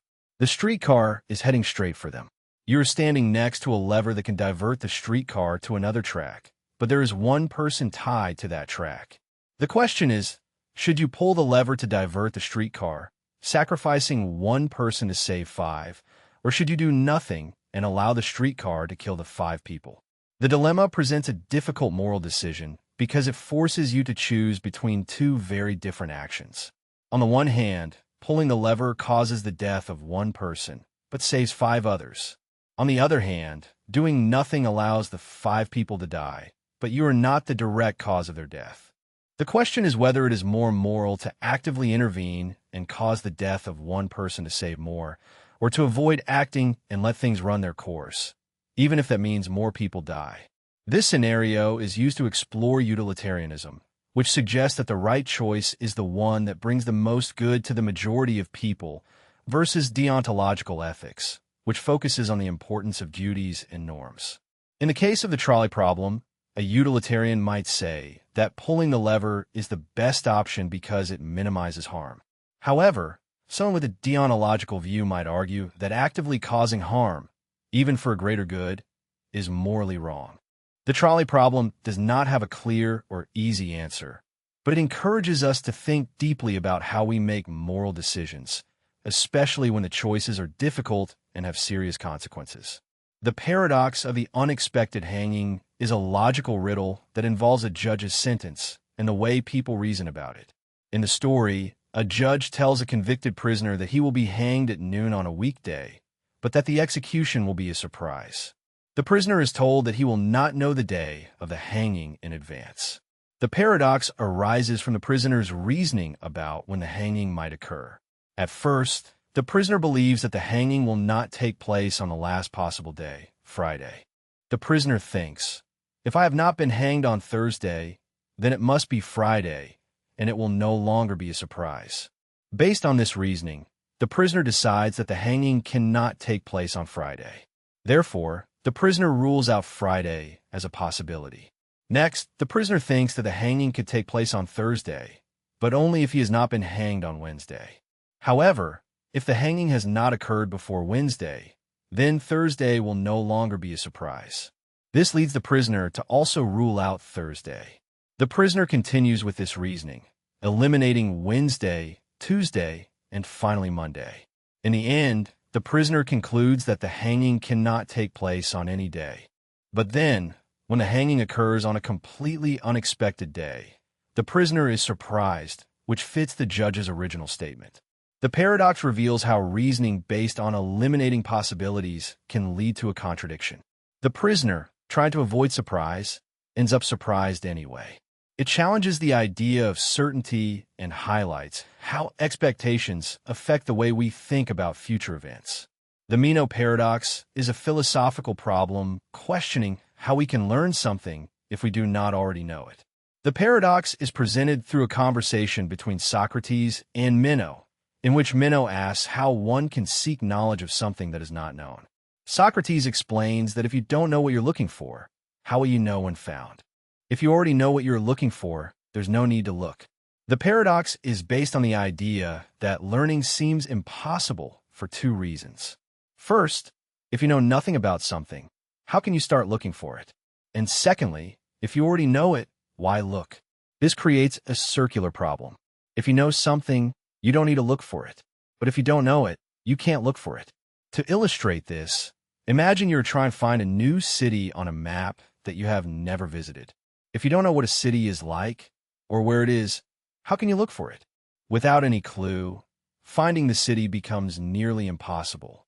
But if you already know the city's location, you would not be looking at all. Socrates offers a solution to this paradox by suggesting that knowledge is not just a matter of finding information, but involves remembering things we already knew. He proposes that learning has more to do with remembering knowledge we already have in a deeper sense than simply discovering new things from scratch. This idea leads to a vision of learning as a process of rediscovery rather than simple acquisition. Meno's paradox raises important questions about how we understand knowledge and learning, and how we can obtain information about things we do not yet know. The paradox of mutual knowledge involves a situation in which two people may have knowledge that they both know, but do not realize that the other person knows it. The paradox arises when each person assumes that the other is unaware, even though both people know it. This creates confusion because their understanding of what the other person knows does not correspond with reality. Let's imagine two people, Alice and Bob, who know a secret but don't realize the other knows it. Suppose Alice has information and Bob has the same information. Each assumes that the other does not know the information. So when Alice talks to Bob, she keeps it quiet, thinking he doesn't know. Similarly, Bob believes Alice doesn't know and also keeps it quiet. Both avoid sharing the secret because they mistakenly assume the other is unaware. The paradox here is that Alice and Bob are both wrong in their assumptions. They both know the secret, but since they do not recognize that the other knows, they act in a way that prevents them from sharing or acting on that shared knowledge. The paradox illustrates how mutual knowledge can become complicated when each person assumes the other has incomplete information, even if both know the same thing. This situation occurs in many real-life cases, especially in communication and decision-making. It often leads to misunderstandings and missed opportunities, as people act on beliefs about what others know. The paradox of mutual knowledge shows that simply knowing something isn't always enough. It is also essential to understand what the other person knows and how that influences interactions. The lottery paradox is a puzzle of probability and reasoning, showing how we can have contradictory beliefs unknowingly. It focuses on how we think about the probability of events occurring in situations where we believe something to be true, but still accept the possibility that it is not. Imagine a big lottery where each ticket has the same chance of winning. You know that only one ticket will win and the rest will lose. So, when you think about it, you're almost certain that your ticket will not win because there's so many other tickets in the drawing. Statistically, the chances of winning are low, and you can confidently say your ticket will probably lose. Now, suppose you're asked to consider each lottery ticket individually. You could reason that, for each ticket, there is a high probability it will not win. You could say that it is almost certain that almost all tickets will lose. But here's the paradox. If you apply that reasoning to all the tickets, you come to the conclusion that all the tickets will lose. But we know that is impossible because one ticket has to win. The paradox highlights how we often make reasonable claims about individual cases. But when we apply those claims to the entire group, they lead to contradiction. This demonstrates that, although it is reasonable to believe your own ticket will lose, it is also true that a ticket must win, though you cannot know which one. The lottery paradox encourages us to think carefully about how we reason through probabilities and how we apply logic to situations involving uncertainty. The Raven paradox, also known as the confirmation paradox, arises in the context of how we collect evidence to confirm a theory.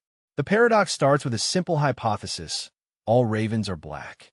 According to standard logic, any observation of a black raven counts as evidence supporting the theory. However, the paradox challenges our understanding of what counts as confirmation. Imagine you are walking and see a black raven. This observation directly supports the theory that all ravens are black.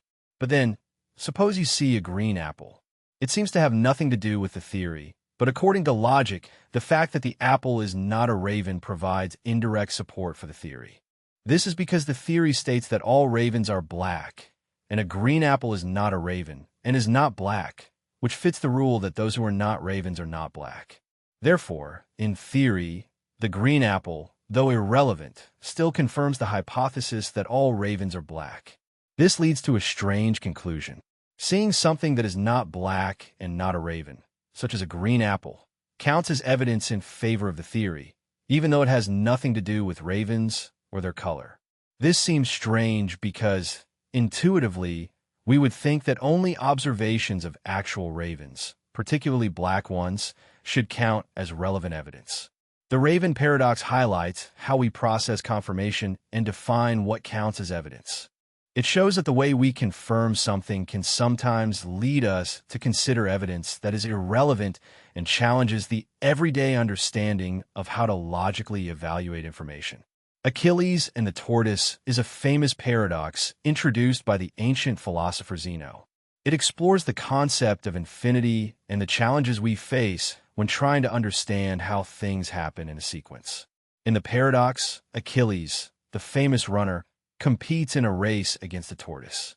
He gives the tortoise an advantage, and the race begins. Zeno argues that Achilles will never reach the tortoise despite being much faster. Here is the reason. When Achilles arrives at the point where the tortoise started, it will have moved a little further ahead. When Achilles reaches that new point, the tortoise will have moved again, and so on. Zeno claims that since Achilles has to take infinite steps to reach the last position of the tortoise, never reaching it, Achilles will never overtake the tortoise. This seems strange because in real life we know that Achilles, being much faster, will quickly overtake the tortoise. The paradox forces us to think about how we understand movement over time. It raises the question of how an infinite series of events, the steps Achilles takes to reach the tortoise, can add up to something that happens in a finite time. Zeno's paradox does not suggest that movement does not occur, but rather points out how our understanding of infinity and time can lead to seemingly impossible conclusions. The paradox forces us to think about the relationship between the infinite and the finite and how we handle sequences and limits in our understanding of the world. Despite the infinite number of steps, Achilles will reach the tortoise. But Zeno's paradox challenges our way of understanding this. The heap paradox, also known as the Sorites paradox, is a problem that arises when we try to define vague terms such as heap or bald and apply them to real-world situations.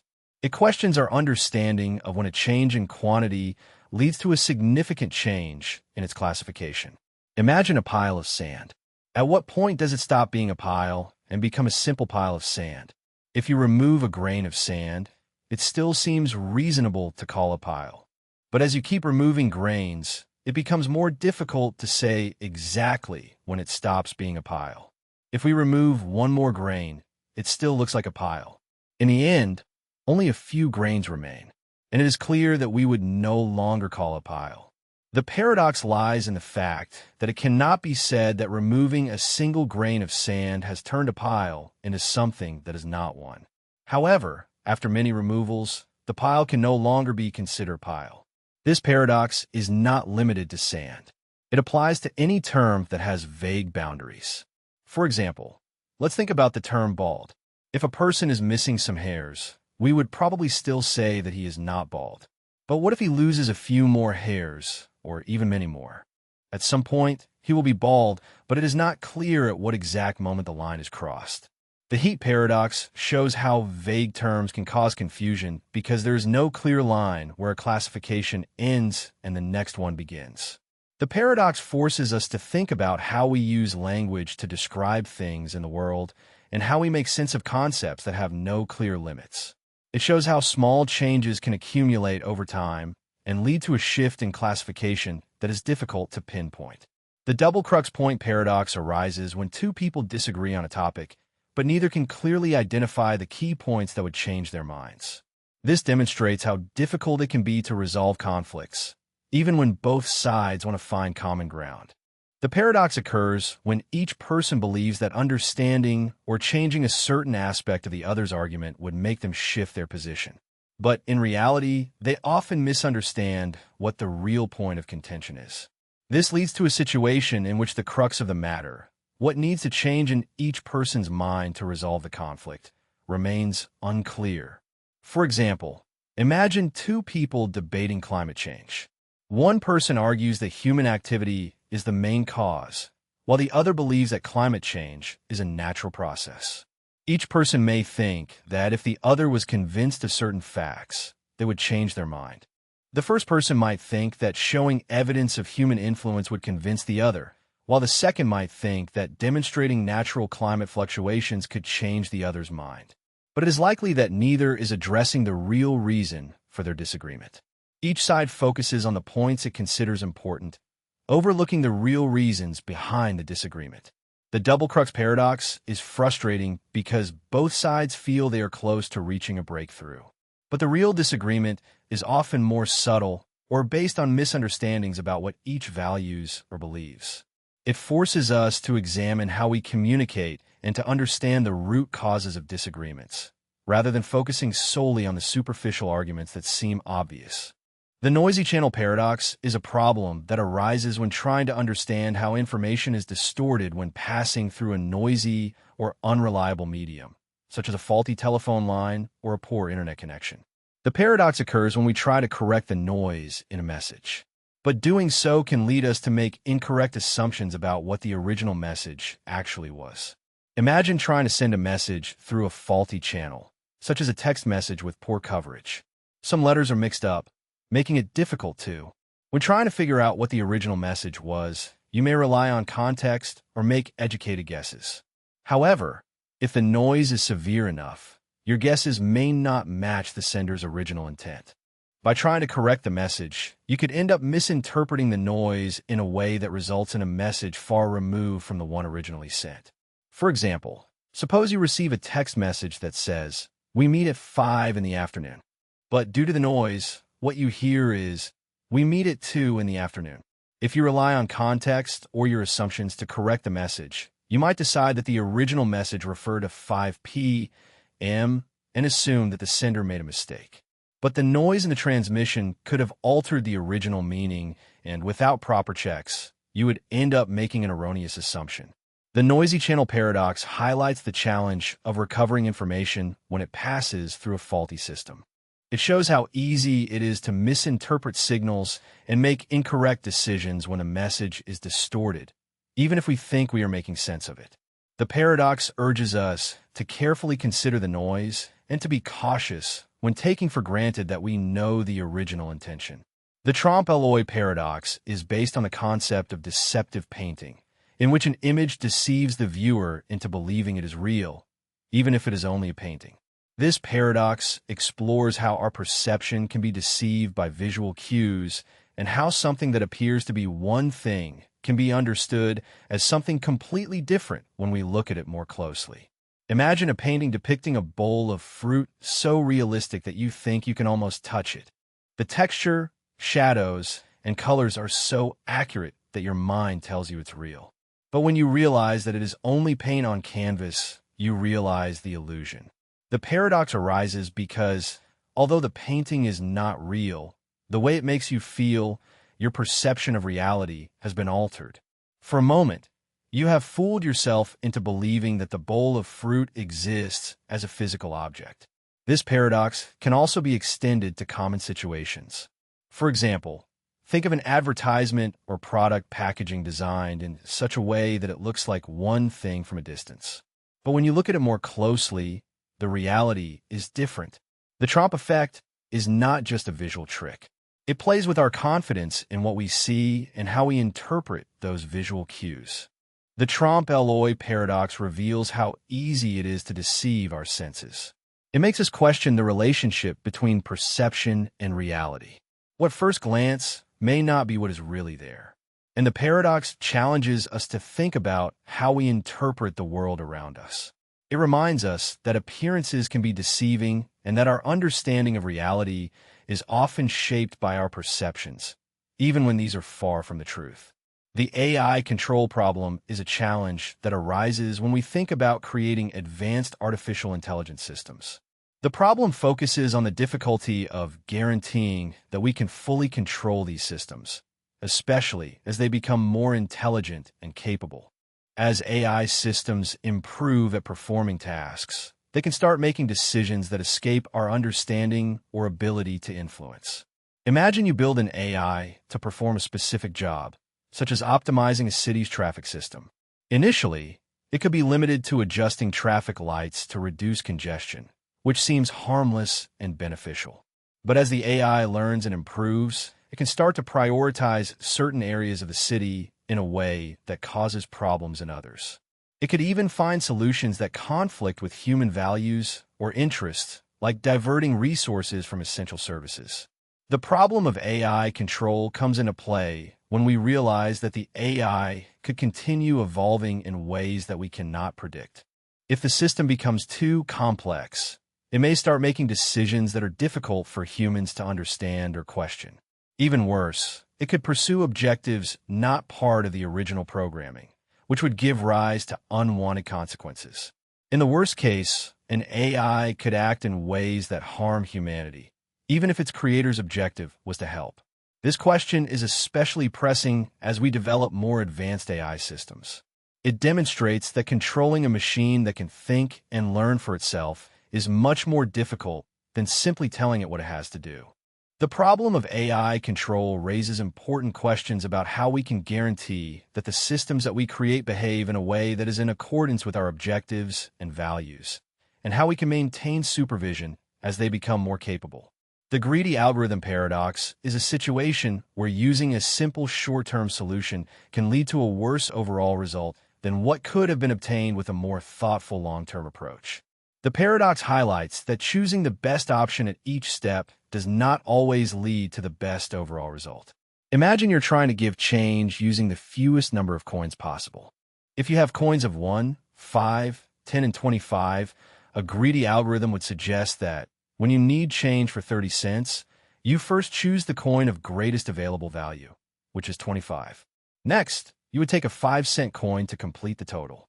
The greedy approach results in 2 coins in this instance. However, if you had chosen 3 10-cent coins, you would also have obtained 30 cents. But the greedy algorithm might not have led you to this option. The paradox arises because, in some cases, the greedy algorithm works perfectly and leads to an optimal solution. But in other situations, following the best immediate option without looking ahead can cause a better result to be missed. For example, in more complex problems, such as network design or optimization, taking the most favorable option in each step without considering the big picture could lead to inefficient or suboptimal results. The greedy algorithm paradox shows that the simplest solution is not always best.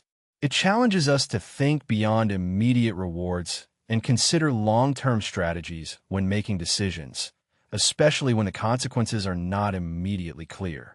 It reminds us that sometimes what seems like the easiest or fastest option may not lead to the most efficient or effective overall result.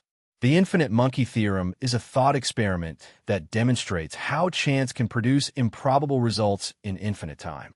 The idea is simple enough. Imagine an infinite number of monkeys randomly typing on typewriters. Given infinite time, one monkey will end up writing the complete works of Shakespeare or any other text by pure chance.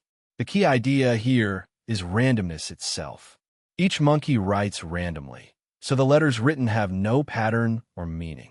However, with enough monkeys and enough time, the large number of possible combinations means that, in the end, one of them writes a coherent sentence, then a paragraph, and so forth. This randomness leads to the highly improbable result of producing a work like the works of Shakespeare, although it may take an infinite amount of time to do so. This paradox challenges our usual understanding of probability itself. On a human scale, the probability of something like this happening seems impossibly small, and it certainly would not happen in a reasonable time. But when the concept of infinity is introduced, the chances of random events accumulating and leading to something meaningful change drastically. The infinite monkey helps us understand that, with infinite time and possibilities, even the most improbable events become almost certain. The thought experiment also highlights how we think about time and probability. It encourages us to consider what is possible over long periods and shows how randomness can lead to unexpected results, even when the probability of those results seems minuscule at first. The paradox should not be taken literally, but rather serves as a way to think about probability, randomness, and the nature of chance. The perfect map paradox is a concept that challenges our understanding of maps and how we represent the real world. The paradox arises when we consider the idea of creating a map that is a perfect scale model of the world, in which every detail of the terrain is perfectly represented on the map. The problem is that, as the map becomes more detailed, it must become increasingly large until it becomes impractical or even impossible to create a real-scale representation. Imagine you're trying to create a map of a country. At the beginning, you can draw the borders, the rivers, and the cities at a manageable scale. But as you add more details, the map gets bigger. To represent even the smallest details, such as the texture of a mountain or the location of a single tree, the map would have to increase in size. The more accurate the map, the larger and more detailed it must be. The paradox is that, ultimately, the map would have to be the same size as the area it represents. At that moment, it's no longer a map. It is the real world itself. This creates a logical contradiction, since a map that is perfectly accurate in all details cannot be a useful tool. It would simply be the territory it represents. This paradox highlights the limits of capturing reality with any model. No map can ever be perfectly accurate, and the more detailed a map, the less useful it is for its original purpose. This forces us to think about how to balance precision and practicality when representing complex systems or the world around us. The perfect map paradox shows the challenges inherent in trying to create a perfect representation of the world and the inevitable trade-offs that this entails. The Hitler paradox is a moral and philosophical dilemma that questions how we should view the actions of people who commit terrible acts, but are also responsible for some positive actions. The paradox is based on Adolf Hitler's example. Although Hitler is widely remembered for his role in the death of millions of people during World War II, he also implemented policies that led to some economic improvements in Germany before the war. The paradox arises when considering this question. Can a person be considered good or bad based on different aspects of their actions? On the one hand, Hitler's economic policies in the 1930s helped Germany to recover from the Great Depression, improving the lives of many citizens. But his leadership, on the other hand, also caused unimaginable suffering, destruction, and loss of life. If someone does something good, like improving nation's economy, does that make them less bad? Or does the scope of their bad actions eclipse their positive actions? This dilemma forces us to think about judging people and actions. Should we focus on the good someone does, even if their bad actions are catastrophic? Or should we reject all their actions for the immense damage they caused, regardless of the positive contributions they may have made? The Hitler paradox does not offer an easy answer, but it highlights the complexity of moral judgment and how we evaluate the actions of individuals in history. It challenges us to think carefully about how we separate a person's achievements from their bad actions, and whether it is possible to consider someone's actions in a nuanced way without excusing the damage caused.